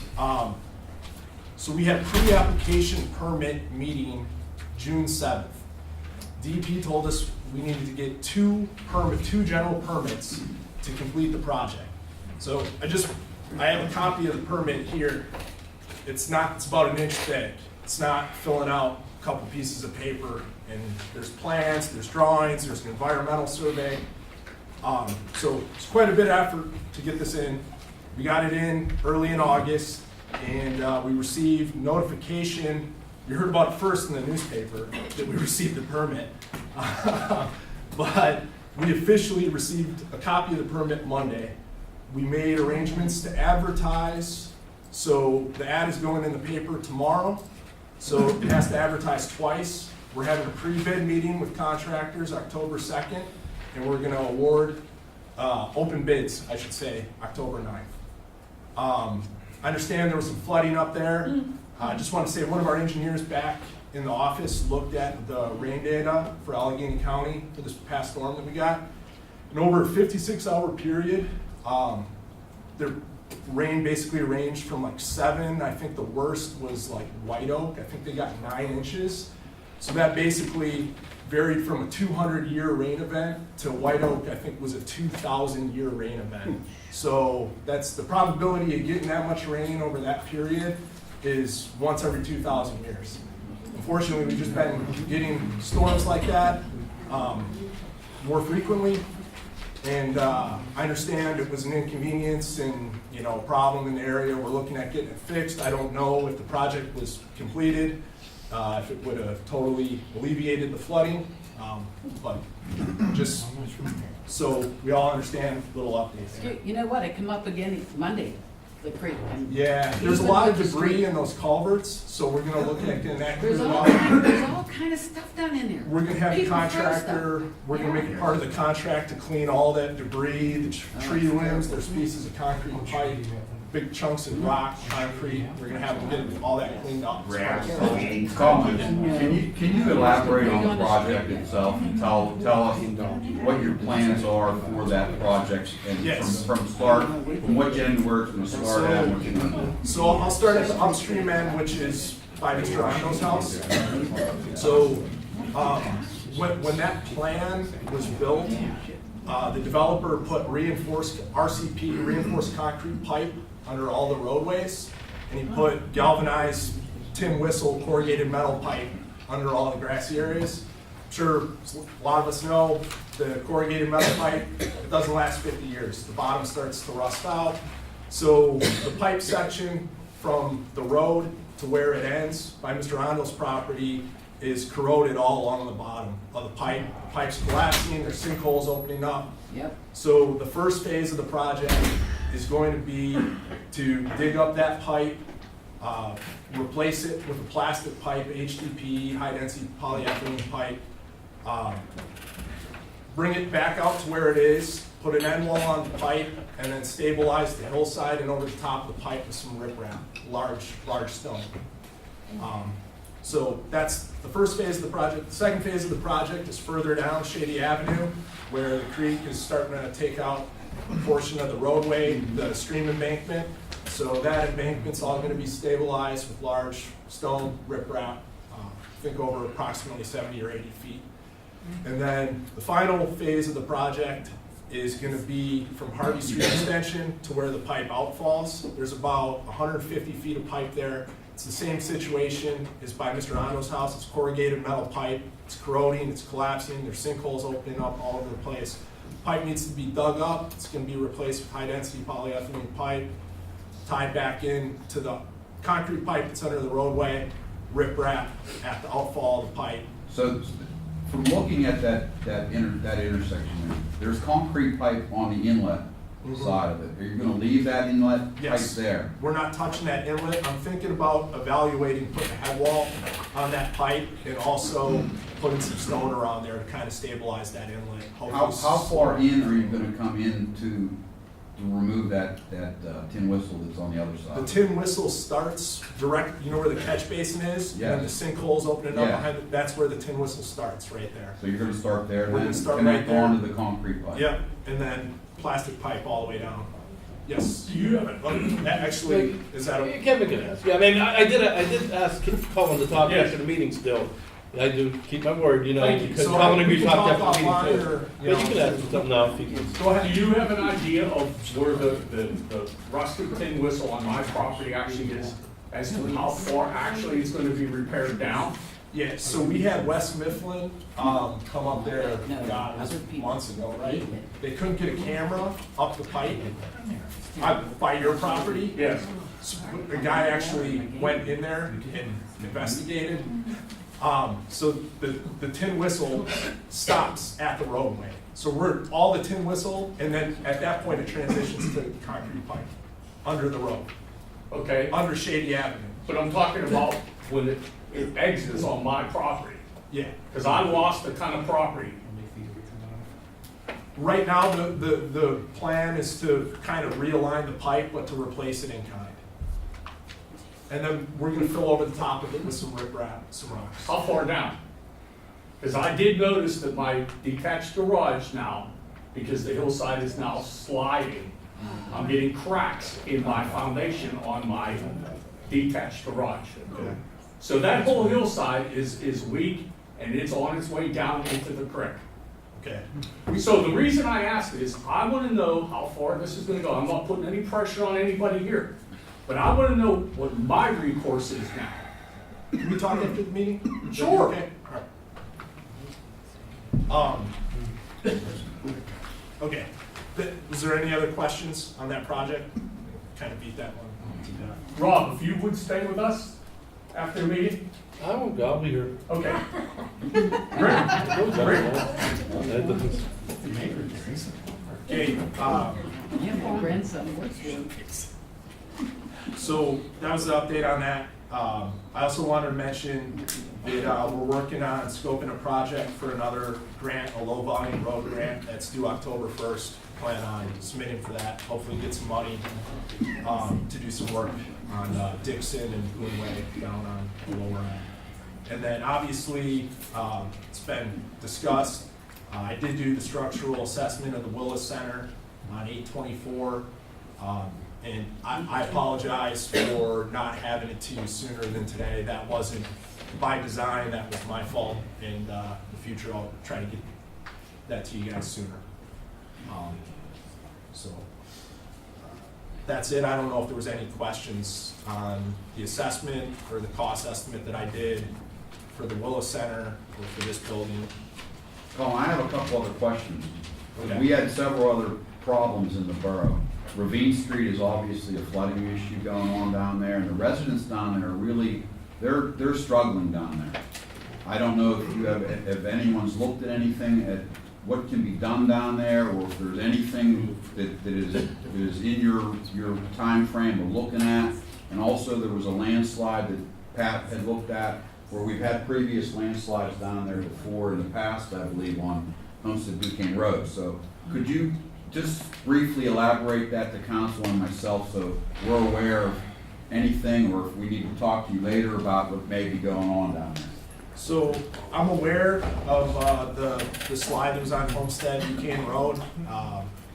Believe it's been temporarily stabilized and the stream was dredged out for what fell in the stream. Is that correct? That's correct, through the county. So the county's taking care of it. We gotta look into who owns the property and stuff up there. I can talk about the Main Street. Yeah. Well, yeah, as far as Ravine Street, how many times have we been down there this last year? Yeah, well, the update on that is, 4 or 5 years? I met 4 or with 5 Joe years? Heffley from Congressman Doyle's office, and we went down there, and there was a guy named Jeff Schaefer who's looking into it with the Army Corps of Engineers. But we've been down there, unfortunately, where, are you talking about like in people's backyards there? where Well, yeah, I mean, they're- they're gonna lose their houses, I mean, they're gonna lose their garages, they're getting flooded, it's raging down there. I've been down there many times myself, and I don't know if there's a plan in effect that we're gonna redo the creek, or is it gonna be moved? I know that there's a big sewer system that's supposed to go down through that there. Is there plans to do that can be announced to the residents down on Ravine Street that something may be done? We've been down there numerous times over the last year. The way those parcels are situated, it's on private property. The creek is on private property? Look, all waterways are owned by the state, the Army Corps of Engineers. We have no jurisdiction to go into that creek, to dredge it, to touch it. It's their control, their authority. Every waterway, which includes creeks, is owned and operated by the state, and the Army Corps of Engineers takes care of that. That's the law, so we don't have the right to do it. The DEP has been down there on both sides of Ravine Street in the creeks, and they did, say that this is, I talked to Senator Costa, and he said it's the Army Corps of Engineers. I contacted Congressman Doyle's office, met with Joe Heffley, we went down there, and like I said, he got Jeff Schaefer, who's working with them, with the Army Corps, trying to figure out what's going on. Well, there's a sewer line that runs right through the creek and all the way down through there. Right. It's a municipal sewer line, The I creek's believe. flowing to people's basements last week, sanitary sewer emptying in their Yeah, basements. so They wanna Well, know they streets, right? yeah, So- that might be some of the problem too, that Because that sanitary sewer line, I think it's a 4 or 6 footer, it's a big one, that was lined like 2 years ago. So the water that was in the creek bed, that was seeping down through the creek bed, that was getting into the sanitary sewer line, is no longer doing that. So it's all staying above ground. So that might be adding to the problem, but I mean, we were under a consent decree that we had to take all rainwater out of the sanitary sewer system. And that's part of it. So that's what we did, and that might be adding some to the problem there. But yeah, you're correct, there is a sewer line right underneath the creek, but it's a sanitary sewer line. It's a regional sewer. Yeah, and that's one that Alcosan is actually looking to take over right now. So, Joe, you can probably speak on it better than me, but the sewer authority basically had, as part of their consent decree, had a three-tier plan. So we completed 2 of the deficiency correction projects, which cost Munhall Borough $10 million. Somewhere up in that neighborhood, yeah. So the Homestead Run trunk sewer upgrade would be another $10 million project. Correct. And that was a cost estimate that was done in 2007. Right, so you gotta figure, you have to add 2 or 3 million to that right now. And, yeah, it's not cheap. And the government, the DEP, they put these consent decrees out. They don't care how you pay for them. They just tell you to do it. So that's where we're at right now with that. And that, and down on Ravine, that might be adding somewhat to it, because the water's no longer able to seep in to the sanitary sewer line and go over to Alcosan. And especially now that Alcosan is regionalizing, and the fact that that's a regional trunk sewer, I don't know that it makes sense to plan that work now. Yeah, I don't think there's really any more work we can do down there, because we did pretty much what we could do. I mean, the amount of rain that we had in 3 straight days, I mean, unfortunately, it was just a terrible occurrence. And we weren't, sure, we were worried about our property. We weren't alone. There was problems all over the county in western Pennsylvania. So I guess to circle back, we're aware of Ravine Street. So there's really no plan to help these people down there on Ravine Street? Well, I wouldn't say that. I know Joe's talking to people and working with people. Oh, that Joe. Yeah, Joe Barhol. Can I say something on that? I live on Ravine Street. Can I speak for a moment? The water that's down there isn't just because of something. I believe some of those might be reasons. But it was probably 4 or 5 years ago, right below my house. I live right on the creek. And I watched people on the property below me take out an old driveway that they had from Ravine Street back in, push all the concrete down into the creek. And when I called the police, well, they came. They were great. They came and investigated. You know what they said? Well, we can't do anything with it. It's like you say, it's Corps of Engineers. And I said, well, you got to get that out of there. Big slabs and chunks of concrete. The guy 2 houses up was dumping with his dump truck construction debris into the creek. Well, they made him dig the stuff out. They made him dig it. But the concrete, they says, there's nothing we can do about it. I look over my hill, and I'm on the uphill side, a steep bank, and there's part of a retaining wall there, but it's getting eaten away. Because the water that's coming down hits the concrete now that he dumped in, and it's enough you'd fill that floor out there with it this deep. And now the water hits it, it's trying to find a new path, just like water does. Now it wants to eat the other hillside away up into my property. The house next to me, down below me, on Lower Creek Street, it's getting eaten into. The yard is disappearing. And for 5 years, I look over there at every storm. I watch the water come up to the bridge, going back over to Creek Street. Almost touches the bridge now. Now when the water comes down, it's right to the bottom of that new bridge they put in, whatever, 15 years ago. And it's going through there, and it's coming harder and faster. There's more of it. But they told me straight up, we're not allowed to go in there now and make that guy take that out. So is there somebody that can get to the Corps of Engineers or get to somebody and say, eventually, you're going to lose that whole bottom area, all of those little streets from there all the way down to 8th Avenue. Because it just keeps filling with more debris. Every one of the sewer caps, they stick up like anything from this far to this far out of the creek bed. And all they do is get wrapped with all the debris, the limbs, the trees, the toys, the tires. People now upstream put their crap by the creek and wait for the water to come up. It's their easy garbage disposal, and I watch it come flying down there. A little kid gets near it, he's done. But is there somebody who can talk to the Corps of Engineers and get an update? I mean, you're the engineer, I don't know. Is there someone that has a connection that can say, we heard that story like 3 to 4 years in a row now. They're gonna redo the sewer, they're gonna redo the sewer, then they're gonna fix it, then they're gonna dredge it. That's where we have to go to our state officials. Unfortunately, Austin was here as a state rep. We're gonna have to talk to Austin. Your federal officials. And federal officials, your Congress, your state, you know.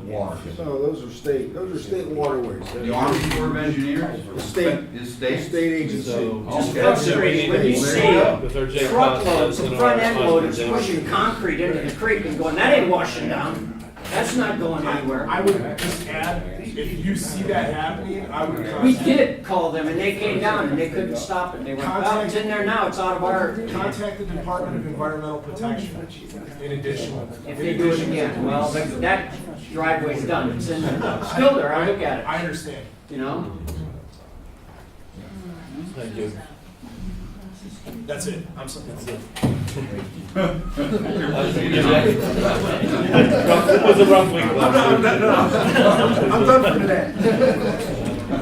Okay, Public Works Supervisor Bob. I stated the meeting days will make success. I want to thank you on that too, because you guys really did a lot of hard work to put that off, Bob, especially, you know, the guys you had down there on Saturday and all week long, putting it together. I know I lean on you guys pretty heavy, but it's something I think we need to do in Munhall Borough is keep a good community day, and I think our community compares to is better than anybody's. But I want to thank you and you guys for doing it, and plus you've already been thanked for all the work. Last week you had guys out with these floods and the fire department, all the people that were pumping up basements from your fire department was doing a great service to the borough. It was, nothing we could have done, but we were there to help where we can. Our public works and our borough fire officials were there. And I want to thank you. But is there anything else on your report? Okay, thank you. Police Chief, Pat. Mr. President, I will be brief. 551 calls for the month, resulting in 32 arrests and 104 citations issued. We averted a tragedy the other night with one of our guys who was exposed to some type of illicit drug on an arrest. He had to be checked out here at the station by the medics. He didn't have to receive Narcan, so it was a mild reaction, but he felt his throat closing up. I just thought, everyone should know, this was a routine call. It wasn't even an arrest, it was a transport that what these guys deal with on a daily basis. And he, luckily he was able to finish out his shift. We took that vehicle out of service, so it could be cleaned. But this happens on a daily basis. It's just something that just happened over this past weekend. I have no other information to offer you. If you have any questions, I'll be glad to answer. You and your officers are doing a great job, and I know your job's not getting any easier. Yeah. It gets harder every day for you guys. Thank you. Fire Chief, Ed. Thank you, Mr. President. In August, the fire department responded to 37 emergencies. We put in just under 2,000 man-hours. There were no injuries. I have nothing major to report, but I do want to take a minute to discuss our pumping policy. Our firemen are residents in the borough, and we want to help all of you and everybody when they do need help. That's why we do it. It's a little difficult when we get to a house and their basement needs pumped out. Our first priority is to your health and safety. So we'll go into a house that's flooded, and we try to do what we can. We cannot pump gray water. So if we suspect that is gray water in your basement, there's nothing we can't pump it out, because who wants the gray water in their front yard from your neighbor's front yard? When I speak of gray water, I think you understand what I'm talking about. So we can't pump every basement out, specifically if it's gray water. We just can't put that on the street. It's not really legal to do so. If we don't see that suspect that it's gray water, we'll pump out your basement without any problem. But if we see things floating there and stuff like that, we suspect it's gray water, then we have to not only decontaminate our equipment and our guys and our pumping equipment and our hose, all that has to be decontaminated. So I just want everybody to understand, we will help you if we can. We pumped out over 20 basements 2 weeks ago. We were quickly overwhelmed. PD and the street department all helped. Everybody pitched in. So I appreciate everybody's efforts. But there were some people do tend to get a little upset when you can't pump out their basement, and we tell them, sorry, we can't help you. It's gray water, and we turn off the gas and we secure the electricity. You can't have your firemen, getting sick, going to the hospital for this. Or, if we suspect that it's, we're not allowed, it's against the law to pump that somewhere. For us, we don't want to get into that situation. So I just want to make sure everybody understands that. Eddie, just a question. Yeah. Everybody in this room could go to like Harbor Freight and buy a little sump pump and stuff. That's fact. If you would do that, you would basically pump gray water out of your basement and out into the street. Is that legal? It's not legal, I do not believe it is legal to pump gray water anywhere but into the sanitary system. But if the sanitary system is overflowing, what do you do with it? That would be a question to ask the sanitaries or the DEP or something like that. No, it's just a question because I understand that when we're pumping this out, we're making some assumptions here. We're gonna try to assume that it's not gray water so that we can help you. But if we definitely have indications that it is gray water, I can't pump it. So we want to help, but there's limitations. And you guys did a great job. Well, we tried. We did what we could. Any questions for the fire department other than that? Thank you. Thanks for all your fire department. It's our pleasure to serve. With the community also, and hope it was a success. For some of your departments that had their booths. Very well. Truck fund with the beer sales. Okay, code enforcement officer. You have a copy of my report. The only thing I want to add is you may see something. It's called cell phone antenna poles being put up on Cambria Street and on Main Street. What the cell phone companies are realizing is if they have a large amount of calls being made at one time, there's a tendency to drop calls. It's happened in a couple areas, and the reason why they're going to be going up on Cambria Street and Main Street is going to be by students. They don't want anyone, they realize a lot of kids are taking their cell phones to school, calling their parents, hey, can you come pick me up? And kids are dropping phone calls. So they'll be going, their main concern is school districts right now. So you'll be seeing those cell phone antenna poles going up shortly. So if you're wondering what those poles are, that's what they are. I could just touch base on one thing. Dave Cannon and Bob Smith from our Public Works Department went to the 2-day training class, and they are stormwater management inspectors. There we go. Nationwide. Water police. Look out, Kevin, here they come. I'll tell you this. Here goes a question. Here goes how the Clean Water Act is. If the fire company is doing training, they have certain guidelines they have to follow to use a pumper truck. If they add any water into the storm system or thing, that's how strict these laws are now. We follow all of those. But yeah, it's very tough. Okay, I just want to thank Mr. Cannon for giving us a blow up of the street so we can, so I can see it. I don't know about everybody else, but I had asked to get a blow up and he did that. Thank you. Good. We finally got the public comments on agenda items. Hi, Donna. Hi, how are you? Good. Thank you. Motion 2. How many positions are open? And we're gonna fill everyone right now because I see there's an S in parentheses. We're still looking into that. We had 2 retire and 1 passed away, so we don't know if we'll replace them. That's still in discussion. Okay, so if you vote for this tonight, are you gonna advertise a position in the paper? That's correct. So we don't know how many we're gonna fill. Yeah, we don't need to know how many fill, just to interview. Just to interview, because I remember the last time we hired somebody, we didn't repost the position in the paper.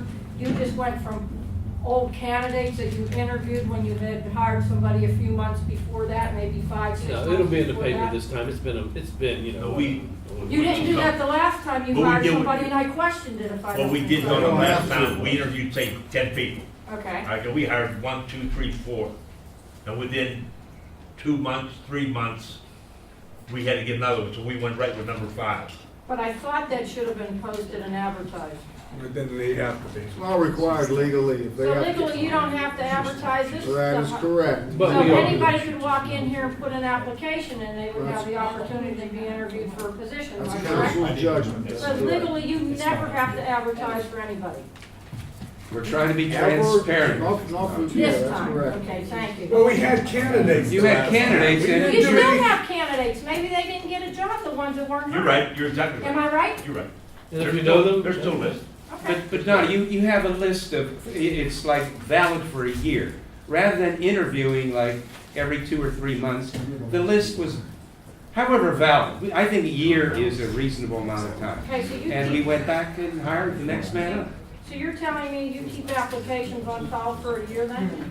I would say they're forever. We have Well, the same file from the ones that they did. Yeah. And the one that we hired was actually the 5th candidate. He was the odd man out. When one person, that he left to go to the oil fields, he was an easy pick. Okay. Okay, and will they be required to have a CDL license? No. But a driver. That's a good idea, though. But a Well, driver. years ago, I believe when you hired somebody, you gave them X amount of time to get a CDL license.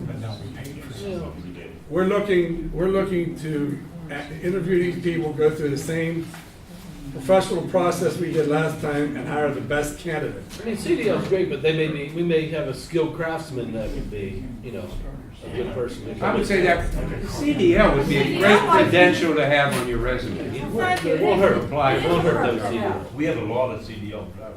I understand that, but they still get more CDL drivers. I They gotta be agree. more careful if they have a CDL They license, they trust don't me. have that many trucks. True. You can't give everybody a truck. Well, you don't have to give everybody a truck. If somebody's sick, they can jump in and drive it. I think at one point, we only had a few CDL drivers. We're in pretty good shape now. But, I mean, if a CDL is a plus, but it's not mandatory. Okay. There may be a skilled craftsman out there that would be a good hire, that doesn't have CDL. Okay, motion 3. Part of 9th Avenue is already rezoned B2, am I correct? Yes. So should this be worded only the one side of 9th? Because if I read this, it looks like you're rezoning all of it. Well, what's, Because you can't rezone what's already rezoned to B2, am I correct? It's already zone B2, correct. Well, this is just a general motion to start the process. We still have several steps to go through. So what will happen next is I will draft a new ordinance, which is required for a zoning change. The engineer will have to make a new map, which will show and depict exactly the area. So although it's generally described here, there'll be a new color-coded map will show exactly the area that council wants to change to B2. That will be attached to the new ordinance. Once I do that, I have to send it to the Allegheny County Planning Commission, or the Planning Department. They have to review it, I have to give them 6 weeks. Then we'll advertise it, and then it'll be on this agenda, probably not for at least 2 months, and then we'll have a public hearing. So that's the steps ahead. So you will see a new map which will show you exactly what the If area I'm is. not mistaken, you also have to notify the homeowners down there, or the landowners, Right. that you are proposing a zoning change in that Yep. area. It'll be a public Posted. hearing. Well, it will be posted, and we'll notify everyone in the area. That's correct. By mail? By, By mail? I remember there was something that was I don't saying. recall. We'll do whatever the legal steps are. I have to check that. But that'll be part of my job now going forward since council wants to do this.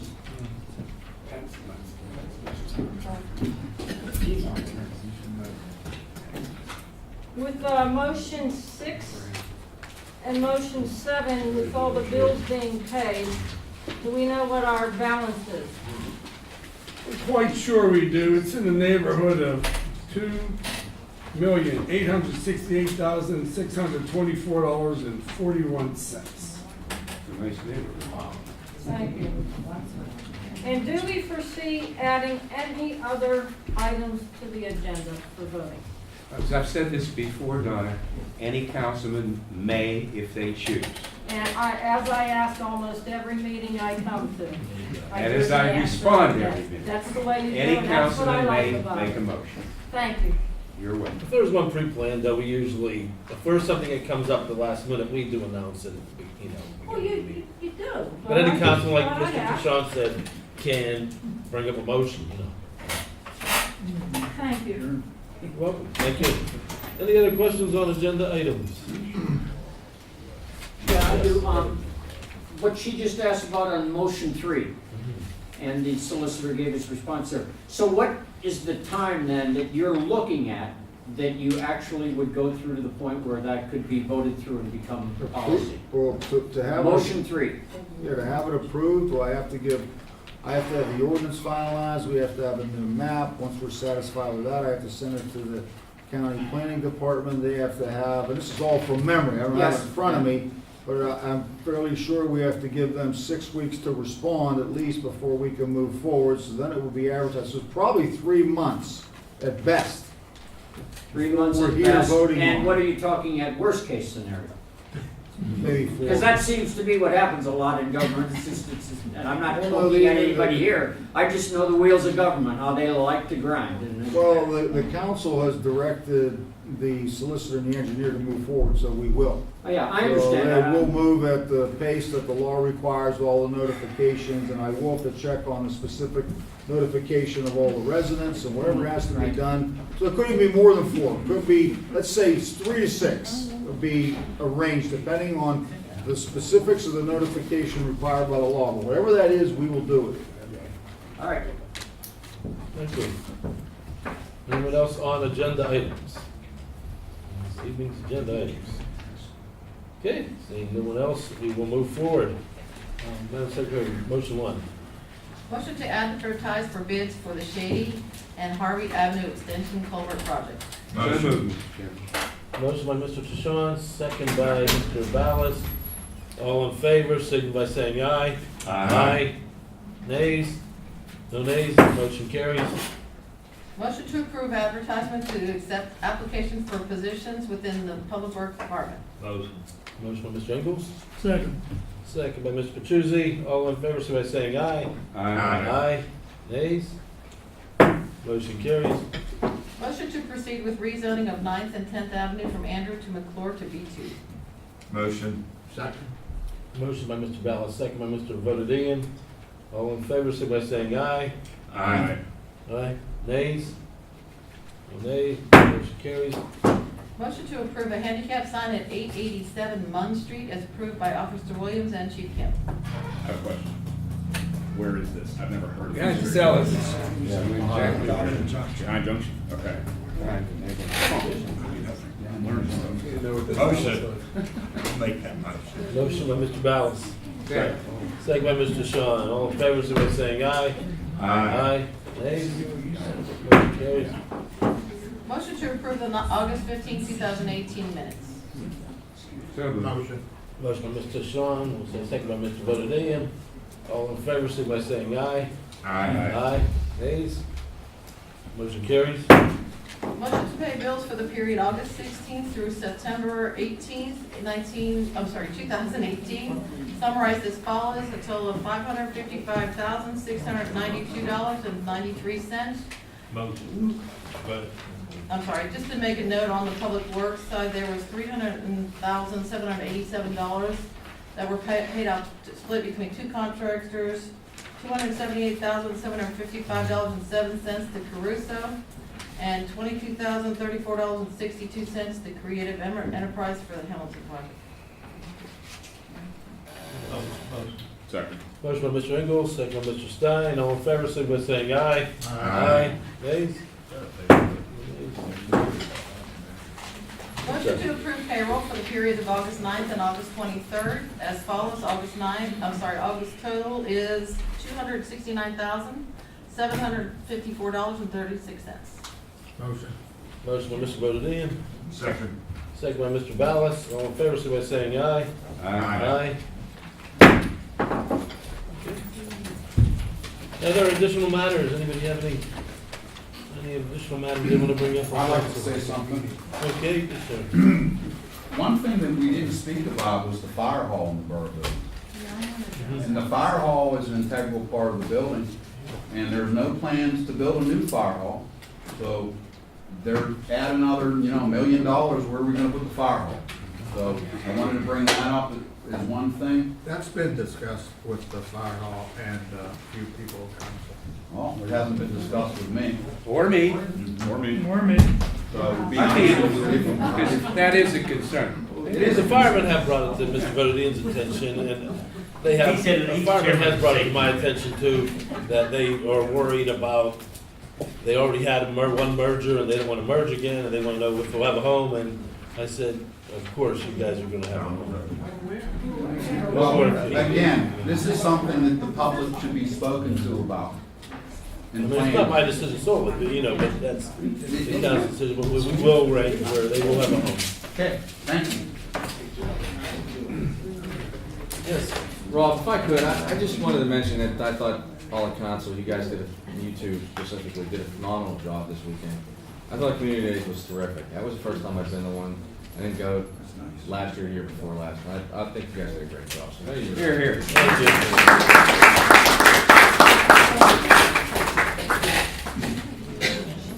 Motion adjourned, Mr. Wait, Chairman. can I ask one question before you adjourn on the agenda? Sure, go ahead. Solicitor Abashovic had mentioned something about, we were asking, the charitable donation has already been passed or something to that effect? No, there's a donation agreement which has been executed, which allowed the borough 4 months of due diligence, which involved primarily, among other things, the engineer checking the building for any concerned structural deficiencies, other issues which he's already talked about, and also title company checking the property for title. We don't own it, but we have to exercise that option, which is exclusive to this council within that 4-month period, which will expire at the end of October. Do you have to take a public vote on that? No. No, this council does, yeah. I thought you meant like the public out here. No, I'm asking if council has to come to a public meeting and put it on the agenda. We'll be on the agenda next month because they either take it or they don't, because the time will expire, so. But it hasn't, that step hasn't gone through. We haven't accepted ownership, we're still within that 4-month window. But the October meeting will be the last public meeting where they will have to vote publicly to take ownership. Thank you. Or not, right? And that's one of the reasons we're, really didn't discuss the fire department in public, because the meeting wasn't, the building isn't taken over yet. And once it's taken over, then we'll have, if we take it over. Are you gonna ask any? More information. I'm sorry, but is it your intent to go to the public and ask for any input from them, or is it just going to be another meeting like this one? A public meeting. When we merged them companies, nobody wanted to go to the public. We're not talking about that. I know, but I'm talking about the fire department itself, Mayor, when you said before, the public wants to know about, where the fire department's going. But when they merged from number 2, nobody worried about number 3, where they were going. Sure they did. I was one of them. I worried. Because I was My born and building's raised right over next to there. I was born and raised there. And they took that fire department away. Right? It's a question, Mr. Ingles, are you attacking them about No. that? I would I'm getting never. attacked left and right here, No. This is straight ahead. I am attacked. May I make a comment, gentlemen? Okay, go ahead. That's one of the things, coming back, I grew up here. I graduated out of Steel Valley. I've had to travel a good many years to work. I come back here. I drove past that fire department. I didn't know it was closed. I mean, a lot of things, nobody knows it's closed unless you live right there. And to me, it doesn't matter as we move away, but for the folks that are here, and some can't get out of their houses, some are disabled, whatever, I think a lot of these things do matter, but nobody knows. You have a website out there that you just approved the August meeting minutes that will eventually go out there, but it's kind of like a delay on a lot of these projects that you discuss that people would be interested in, but they never know what goes on unless they show up. And We agree. And due to that fact, we have already met with a vendor that will help us put a newsletter out. And we're getting some copies and different things like that, so they can get the right information all the time. They'll know what's going on. And then we won't have to listen to some of the rumors. And that's what causes a lot of the issues, correct? People hear rumors and then they want to come into town council because of the rumors they hear are not the truth. well, it's not only rumors. I mean, when I go on the Allegheny County website and I can't pull up when this building was built, that to me isn't a rumor. That's a problem. It is a problem, and if you can figure that out, let us know. Well, that's Allegheny County's website, though, that's not. Oh, yeah, no, I'm not saying anything against, but anyway, thank you.